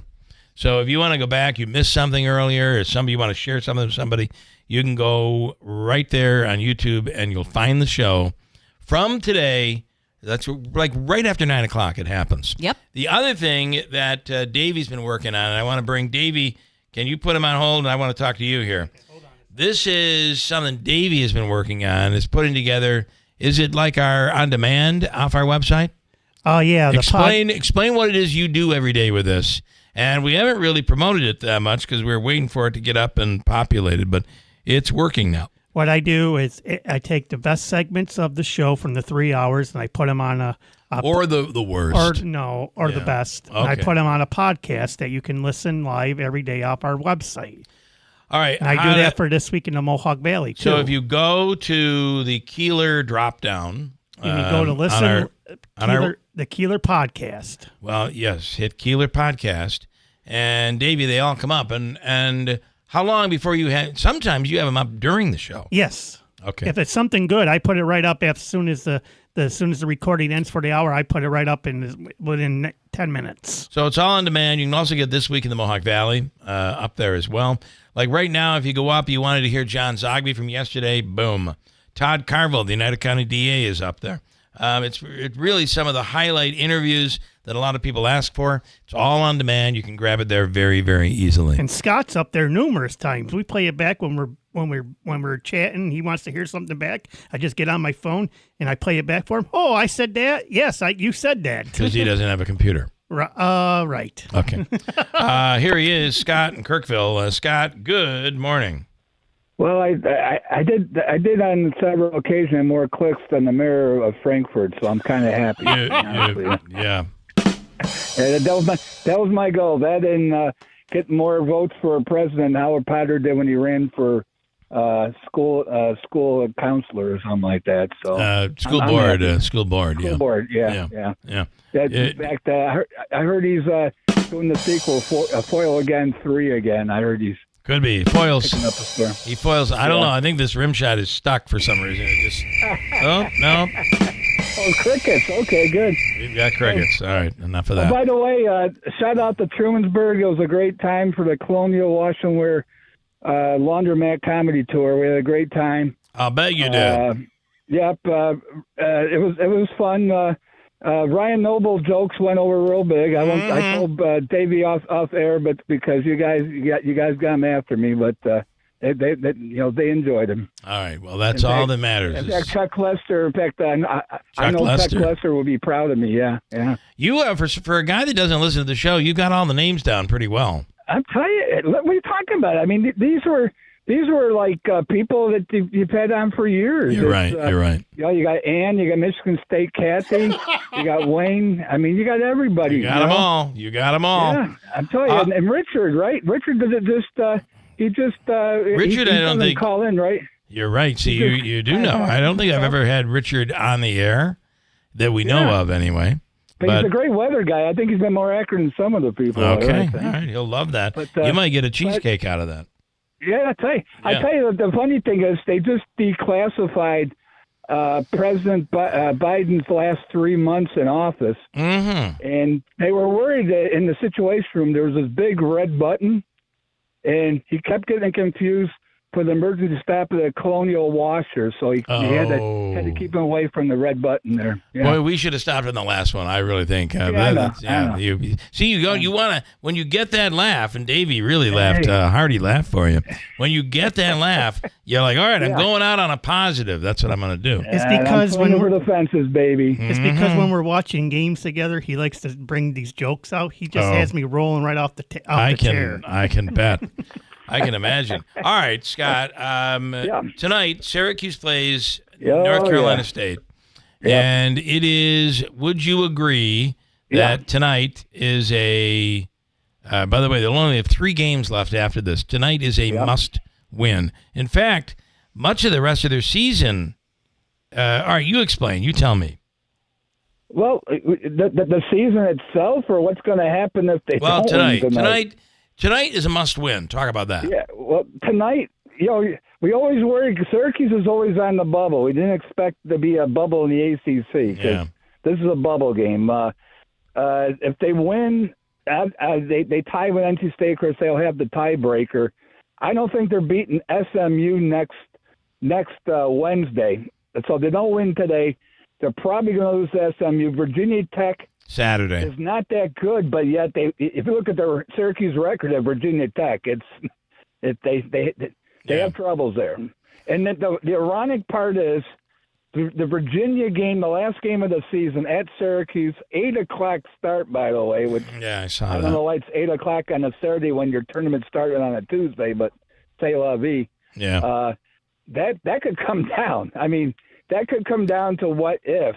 And it's been that type of year where the ACC is not that good. So the be where Syracuse is. Yeah. It was the ACC of old where Virginia was great, Duke's great, North Carolina's great, even Notre Dame's had their moments. Okay, fine, but to have a losing record in the ACC this year, it's not. So now, then let me say this though, guys, and this is where people are going after Autry. But here's a stat that no one talks about, especially up here in Syracuse. The last 200 conference games in the ACC, Syracuse has played the last 200, which I think is a good sample size. Mm-hmm. They're 99 and 101. They're 2 games under 500. So this hasn't started this year. There's been an erosion for the last 5 or 6 years. They won the first year. I believe they won the regular season. That was from Tyler Ennis. And yet after that, they really haven't played well in the ACC. It has been rough, and that's under Boeheim. I mean, there's not much that can be said. You're right. I mean, Autry's just getting his feet wet, really, and already looking at what next year could be a really good year, at least on paper. Well, here's the interesting part. Rick Pitino. Oh, by the way, I don't know if you guys follow St. John's, but I was going to ask you. St. John's is hot. Yeah. Right. Well, St. John's is hot, and Pitino does not. It says he will not go after freshmen. Everything's going to be out of the portal. He's not going to go in and discuss 16-year-old, 17-year-old kids in the living room. He's going to go out and get veterans. Now, here's the key part. Mike Rapoli is the sugar daddy. I don't know if you're aware of Mike Rapoli. Stevie and I have talked about it. He's the George Steinbrenner of horse racing. He doesn't mind spending $3 million on a horse. So a point guard at $700,000, which Kadari Richmond's getting, he'll pay. And he said he won't give him a dime. If they didn't hire Rick Pitino a couple of years ago, he's done. So they did. They hired him, and he's paying. He's paying the freight. And like I said, if he's willing to put $3 million for a horse, what the heck's a point guard at $700,000? What do you? I did you see the story about Boeheim's Army? And Boeheim is involved this year because I think he wants to. I feel like he has this inspiration to really do something big. But who else is involved? Wiseman. Yes, that's very big. The money has come back to at least Boeheim's Army in Syracuse. Yeah. Well, when they won it, Wiseman went out and got players outside the Syracuse fraternity, and that's why they won. And Wiseman disappeared, and now he's back. So here we go again. They're going to bring players in from outside the area again. But it's interesting because he's sort of Sienna's sugar daddy right now because of what the situation up there in Syracuse, and things were going good for a while. But Sienna just lost to a two wins. The Canisius, because you're hearing chirps about should I hire McNamara instead of Autry, but we'll see what Wiseman does down there as far as getting money. I think it's too early to judge Autry at this point. And before I let you go, let me ask you: if Syracuse loses tonight, if they're done. You would say they're not going to make the ACC tournament. Well, anything's possible because they're all bunched up. Right. They got 4 California, games left, I don't know, including won tonight. a game since they were 5. Notre Dame beaten, I believe it was Wake Forest or somebody was big because now they're a game ahead. They only expected maybe that to win. I don't think they're going to beat SMU. So you lose tonight, and you got to play at Virginia Tech. That means maybe one more win, and that's 6 wins. Right. And look at the tiebreakers. But let's put this way: Syracuse is only a point favorite, which is surprising, right? I know, mean, at home. State. And a team that's not all that good. I think you should win it. And if they win tonight, are they definitely in, or do they still need to win at least one more game? I think they're gonna be good as far as playing in the thing. Now, do they play Tuesday instead of Wednesday? Because Boston College ended up winning too, but they beat them twice, so the tiebreakers there. Can I say, Miami's done. In years past, I've always felt like Syracuse is one of those teams that just played poorly. They got crap in their heads. Something's going on, and they just, you could say, listen, they're playing Duke. You watch. They're going to turn around and they're going to beat Duke tonight. That's in previous years. I do not feel this team has that ability, although they have a couple times during the season, to play with a top 20 team. Well, they can't play defense, so everything's about the offense. I think I mentioned it when the season started. I said if they don't score 85 a game, they're probably not going to win. Yeah. And I didn't expect them to have a losing season, but I knew that they're going to have to outscore them because it's just the way. Let's put it this way. Lemoyne got open shots, and that's maybe the most points Lemoyne scored all year. And if you're going to get open shots, and Youngstown State got open shots, what's going to happen when they play somebody good? So, somebody good. But, all right. Good stuff, Scott, as always. Thank you. One quick footnote. Remember I gave out basketball is hard because I always want to bet in game. You're talking to college, but the 5 teams I gave out 2 weeks ago, we just played their team over under total, not the game, but over. Right now, just blindly, you're actually 14-4. So wow, that's pretty good. Blindly, so that's not bad. All right, I'd say that's pretty darn good. Scott, as always, we appreciate it. Win some money, you guys. All right, thanks so much. Thanks, Ken. Coming up, we'll talk to from Utica University, Luke Perry, on everything going on. A lot of cases now moving to the courts.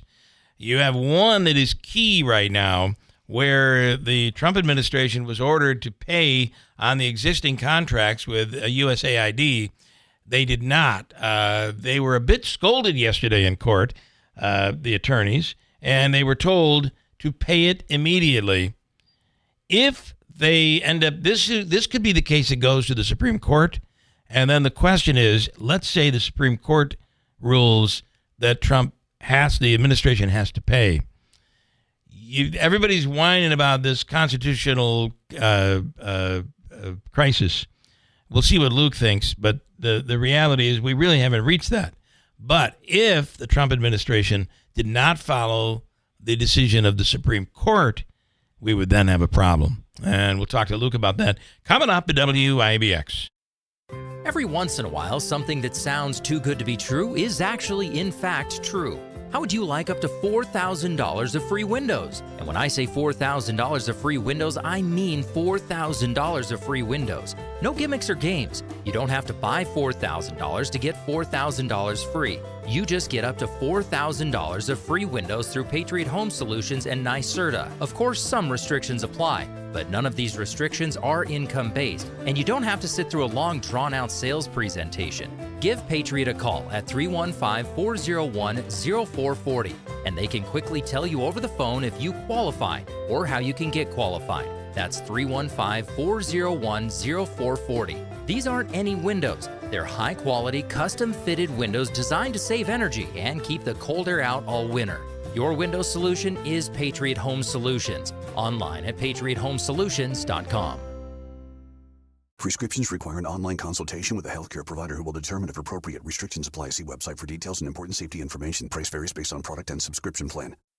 Hey guys, let's talk ED because millions of men experience it, but not everyone can access or afford treatments like Viagra. Well, Hims can help. Through Hims.com, you can get a full range of treatment options for ED, including daily or as-needed meds through a 100% online process. It all starts with an online intake form. Get started at hims.com/radio, and from there, a medical provider licensed in your state will determine if ED treatment is right for you. If prescribed, your medication is shipped to you for free. Find the ED treatment that fits your needs, with options up to 95% less than the brand names. Millions of men experience ED, but Hims can help. To start your free online visit and save up to 95%, go to hims.com/radio. That's hims.com/radio for your free online visit. HIMS.com/RADIO. Hey, everybody in upstate New York. I don't know where in upstate New York, but thanks for listening to the Keeler Show. Never met this man. Don't know why I'm telling everybody to listen, but thank you very much. By the way, this is Larry David from Curb Your Enthusiasm. I have nothing else really to say to you, but I thank you for listening to me tell you to listen to this man, Bill Keeler, on WIBX. WIBX. This is Keeler. WIBX 950 and 92.3 FM. Now back to the Keeler Show. Portions of the program brought to you by New York Sash. Love their windows and their bathrooms. We have New York Sash windows in our home, and it will increase the value of your home. They will increase the value of your home. And then right now, if you're thinking about a refresh this spring and summer for your home, think about their siding. 50% off siding installation going on right now. The warmer weather is kind of here. Warmer than this is just around the corner. Great time to spruce up your home. And by the way, that insulation can do a tremendous job of giving your home a different look, insulating your home even more, and there's noise protection as well. It really will block out a lot of the noise. 50% off the installation of siding right now. Call New York Sash. Visit them on Oriskany Boulevard in Whitesboro, or visit their website at newyorksash.com. Luke Perry is a professor of political science at Utica University, and he is on the line right now. Luke, good morning. Good morning, Bill. How are you? Well, the question is, how are you? How are you keeping track of all of this? It's like your head's spinning when you're trying to keep track of it all. It's a fascinating time to be focused on American politics. I think what we've seen from the Trump administration so far is a very active presidency, and political science scholars are always looking at presidents who are trying to be impactful and create a legacy going back to Franklin Roosevelt over 100 years ago. And his first 100 days, that kind of sets the standard how all forthcoming presidents are evaluated. And no doubt, President Trump has certainly been active in trying to implement his agenda thus far.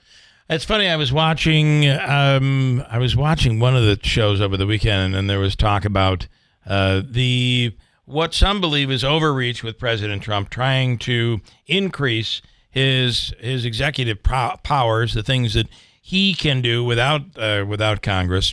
And this political scholar said, "Listen, every president overreaches. Every president tries to do more with executive order than he, or someday she, is really able to do.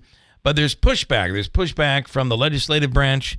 There's pushback from the executive branch." And he said, "You want an aggressive, you want an executive branch that is aggressive, but you also want an aggressive legislative branch, and you want a court system that is aggressive, all pushing back on each other, all part of checks and balances." And that's what we really don't want to lose. No matter who's president, we don't want to lose that. Yes. I mean, when we hear and think about checks and balances, that certainly was part of the original intention of how our government was created. That being said, our government is very different than what the framers of the Constitution envisioned. They would be horrified by the amount of power that the president has accumulated. Not this particular one. Not this president, right? Time. Yeah. Yeah, and the Congress was supposed to be the most powerful constitution of the new national government when they created it. And that was the case for a generation or two, but they've been gradually displaced both by the presidency and the Supreme Court.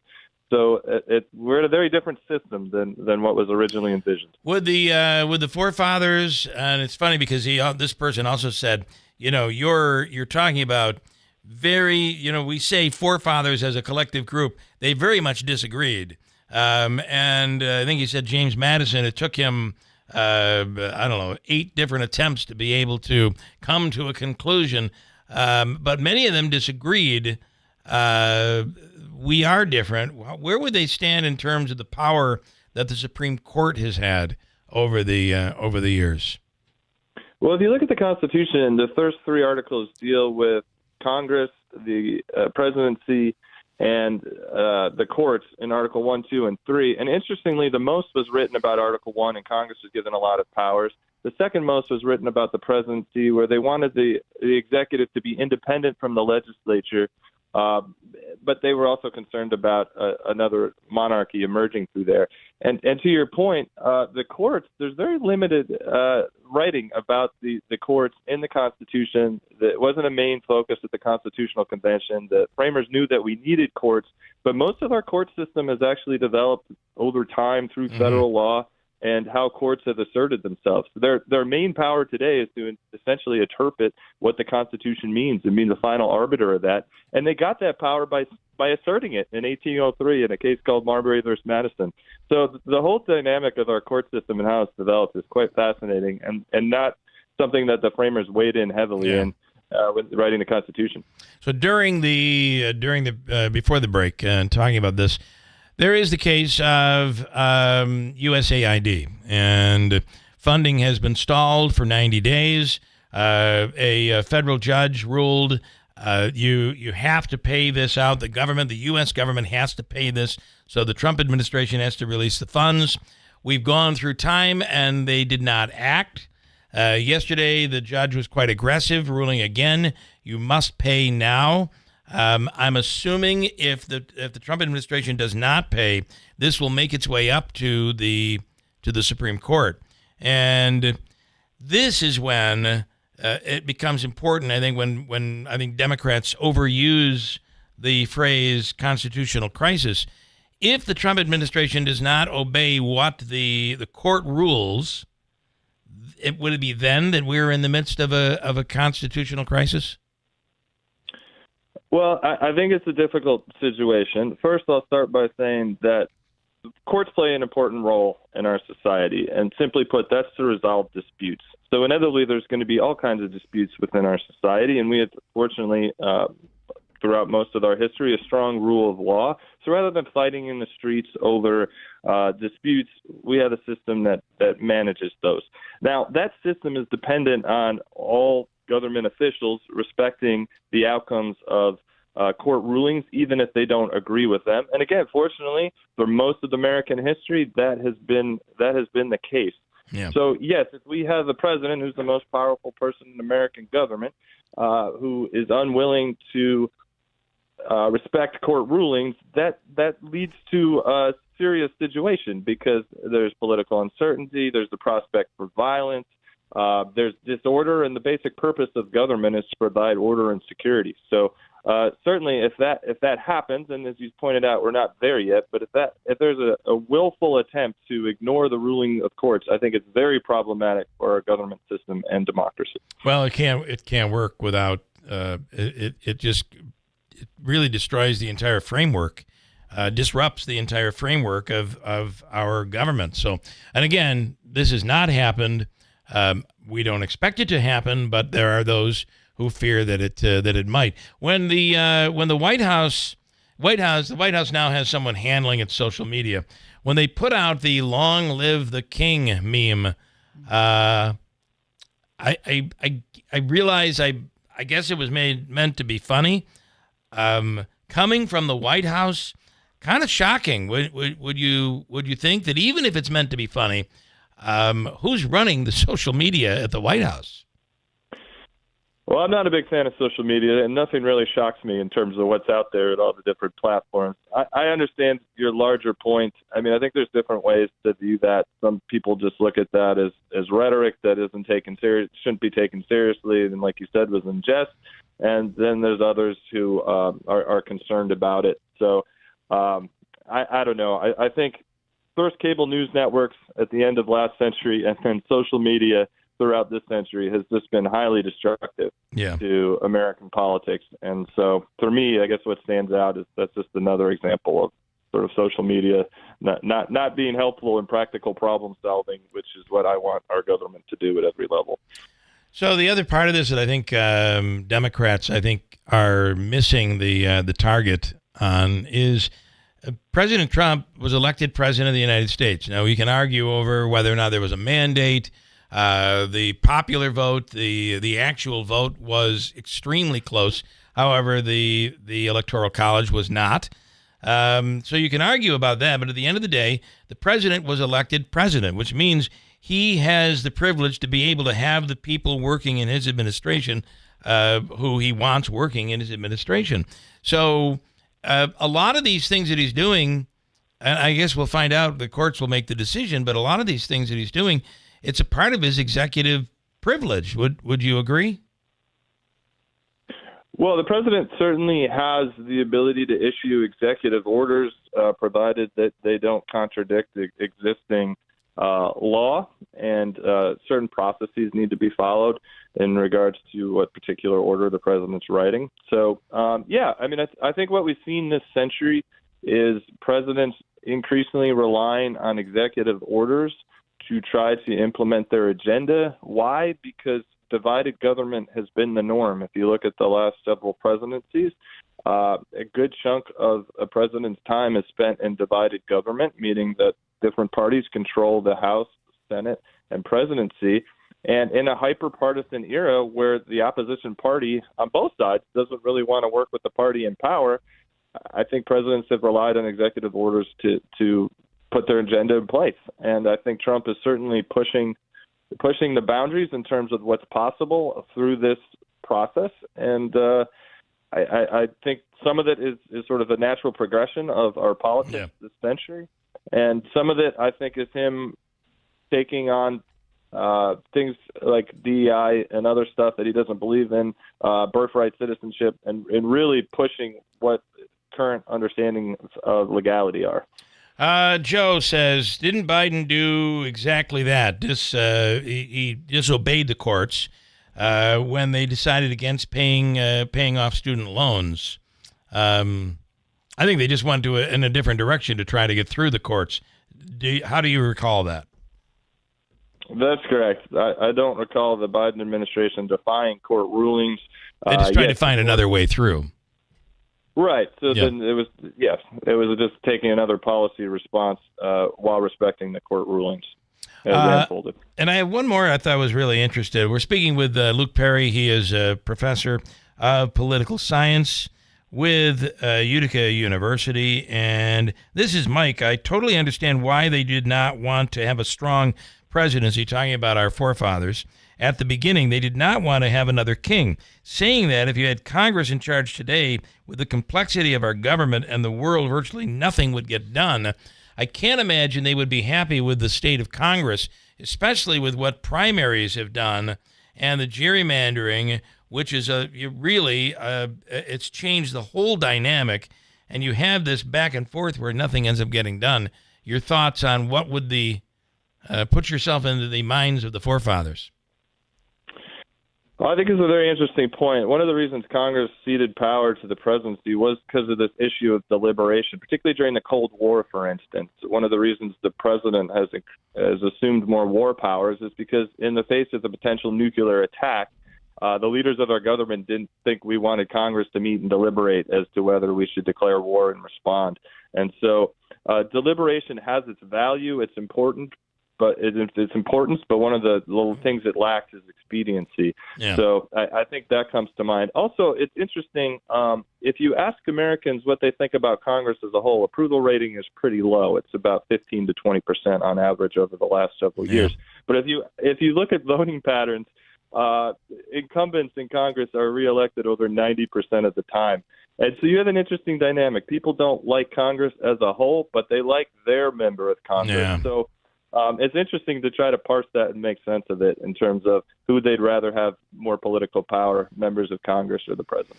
All right, we'll leave it at that. Luke Perry, as always, we appreciate it. Let's do it again. My pleasure. Thanks so much. All right, thank you. Luke Perry with Utica University. Coming up, Ryan Nobles is next from NBC. It's time to stop letting road conditions dictate your journey. Nokian Tires all-weather tires are versatile enough for summer heat, spring rain, and winter snow, allowing you to forget the forecast so you can focus on the road ahead, not the road below. Forget the forecast with a year-round tire approved for winter use. Find Nokian Tires all-weather tires at Tallman's Tire and Auto Repair with locations in Utica, Yorkville, Rome, and Herkimer. Learn more at tallmanstire.com. Mattress Express's closeout sale on brand new leftover inventory and floor models. Right now, buy a king or queen and get a free adjustable base. Take up to 5 years to pay with no money down for qualified buyers and no credit check payment plans available as well. The big Spring New York State RV Show is back at the State Fairgrounds February 27th through March 2nd. It's the ultimate RV shopping experience with over 400 models and 100 different brands to choose from. And with 9 dealers competing for your business, it's the place to buy. Whether you're looking for a travel trailer, motorhome, or fifth wheel, you'll find it at the Spring New York State RV Show. Get your tickets at nysrvshow.com. Sponsored by the New York State RV Dealers Association of Syracuse.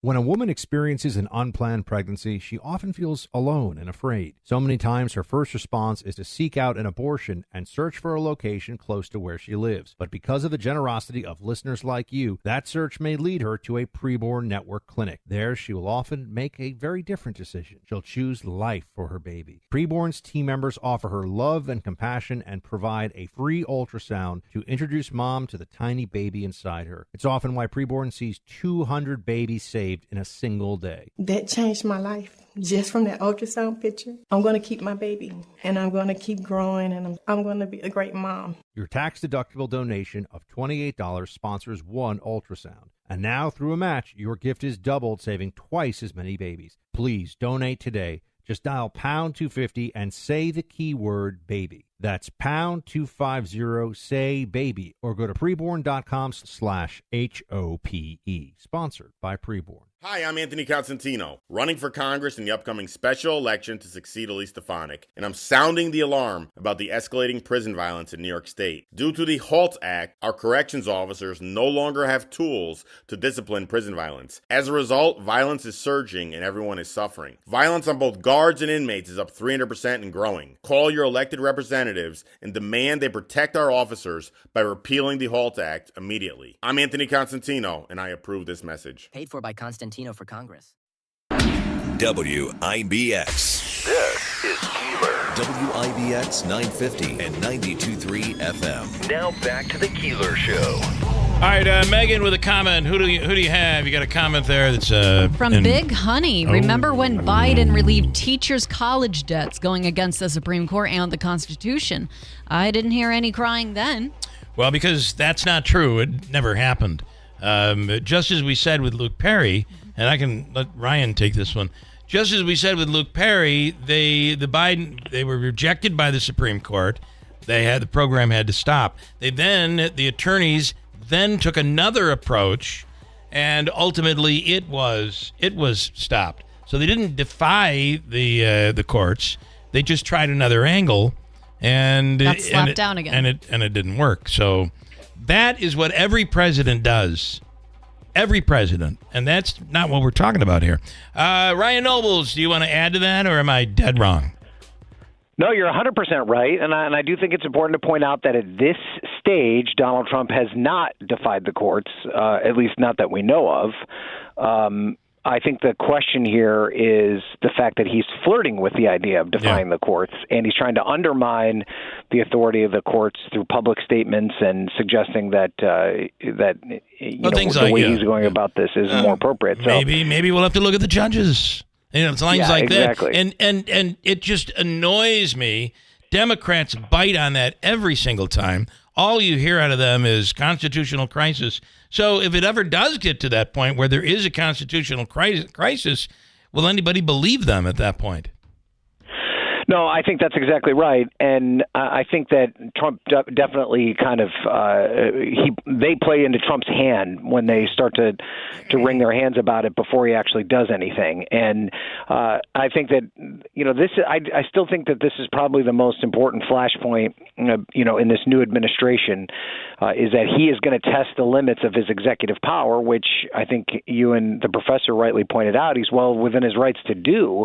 The question is when the courts tell him no, how does he respond to that? And, in the early going here, he's been somewhat compliant with it. I think one of the things that Democrats are concerned about is a lot of this is a judge says you got to stop doing this. They say, okay, we stopped doing it. And is there evidence that they've actually stopped doing this? I think is somewhat of an open question. But, the balance of power here, the fact that you have a Congress that's completely subservient to the executive branch, the only other branch of government that has any kind of opportunity to rein in Trump is the judicial branch. And maybe they'll decide that they don't need to, and then Trump can do whatever he wants. And I think that's where this is headed at this point. By the way, I just want to, just a side note, and I don't want to bring you, I've decided I'm not going to ask you a couple questions I was going to ask you today. Okay. Because I don't know that you can comment on it anyway. No, I know you can't. But I did want to. Don't ask me. I did want to say we have started a write-in campaign for this guy we know to maybe fill a role. That's all I'm going to say. That's all I'm saying, Ryan. I'm not going to say any more. That's it. Well, I appreciate your kind words and where you're going with that, but it's safe to say that I'm not a candidate, so we'll just go from there. I'm just saying, you'd be a good candidate, I'm saying. All right. I appreciate that. This latest, we were referencing the USAID money. The judge had ordered the administration to pay. They did not, so he reiterated that and made it very clear. This is that one case that could go to the Supreme Court, I would assume. Yeah, I mean, this is kind of the first one in the queue. The USAID was like their first target. I think that there's enough of a legal will on the other side to push this as far as it could possibly go. And I think at some point, one of these kind of provocative moves by the administration is going to have to be adjudicated by the Supreme Court. And then that, in many ways, will forecast what the rest of the Trump administration is going to be like. Because if the Supreme Court is willing to stand up to him, then he's going to have a much more difficult time trying to get all this stuff done. But if it looks like the Supreme Court's going to roll over, and we've seen this Supreme Court, this version of the Supreme Court, seem to be willing to side more with Trump's worldview than the worldview of perhaps past Supreme Courts and Democrats especially, then I think that there's no stopping him in terms of the direction of all of this. So, at some point, the Supreme Court's going to have to weigh in, and which way they go, I think, is an open question. I'm really an optimist. I feel like there are a few members of the court who I somewhat question, but the majority, especially the ones that President Trump has put on the court. Oftentimes, those that get to the Supreme Court disappoint the president who put them there. And I really feel when they said the president cannot, I forget the wording, but the president cannot break the law if he is doing or she is doing the presidential duties. Right. That I would agree with. The question is going to be, how do you interpret that? What does that mean? Right, and that's what was never really tested because Donald Trump won the election, right? Right. Had he lost the election and these court cases could have gone forward, what the Supreme Court kind of dealt with was an overarching question about whether or not presidential immunity exists and where it exists.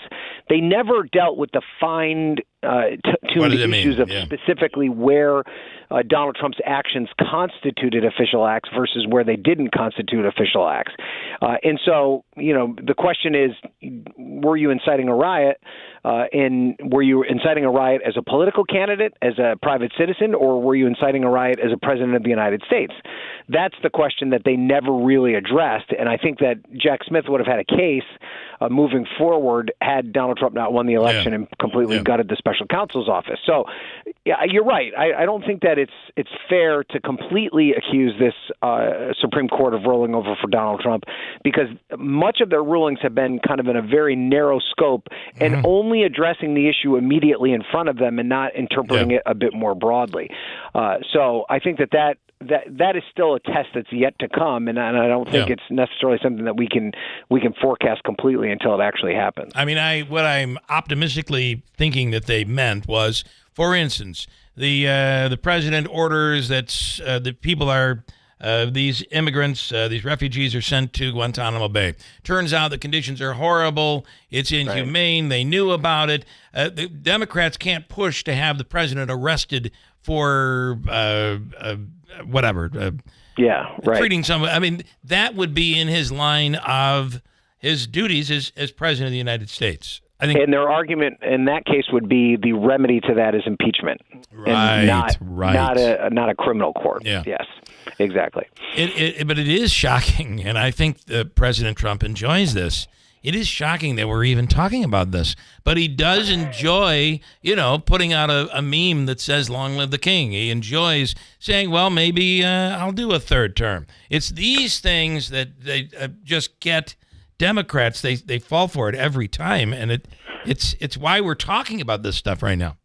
Well, it's interesting. I think that the third term nonsense, which I think is actually one of the more interesting jokes that he continues to peddle over and over again, and I think that's a question. Is it a joke? Is he just fooling with us? Is he poking the bear, so to speak, in terms of Democrats' worries that he is going to become a dictator, or does he just keep saying it over and over again to the point where we're like, you know what? Maybe he should try and do this. I mean, if you look at the way the whole Stop the Steal effort germinated, I mean, I was on that campaign in 2020. I was at numerous Trump rallies where he floated the idea leading up to the election that, if we don't win, that means they stole it from us. And, everybody would kind of laugh and it didn't come across as really a serious threat.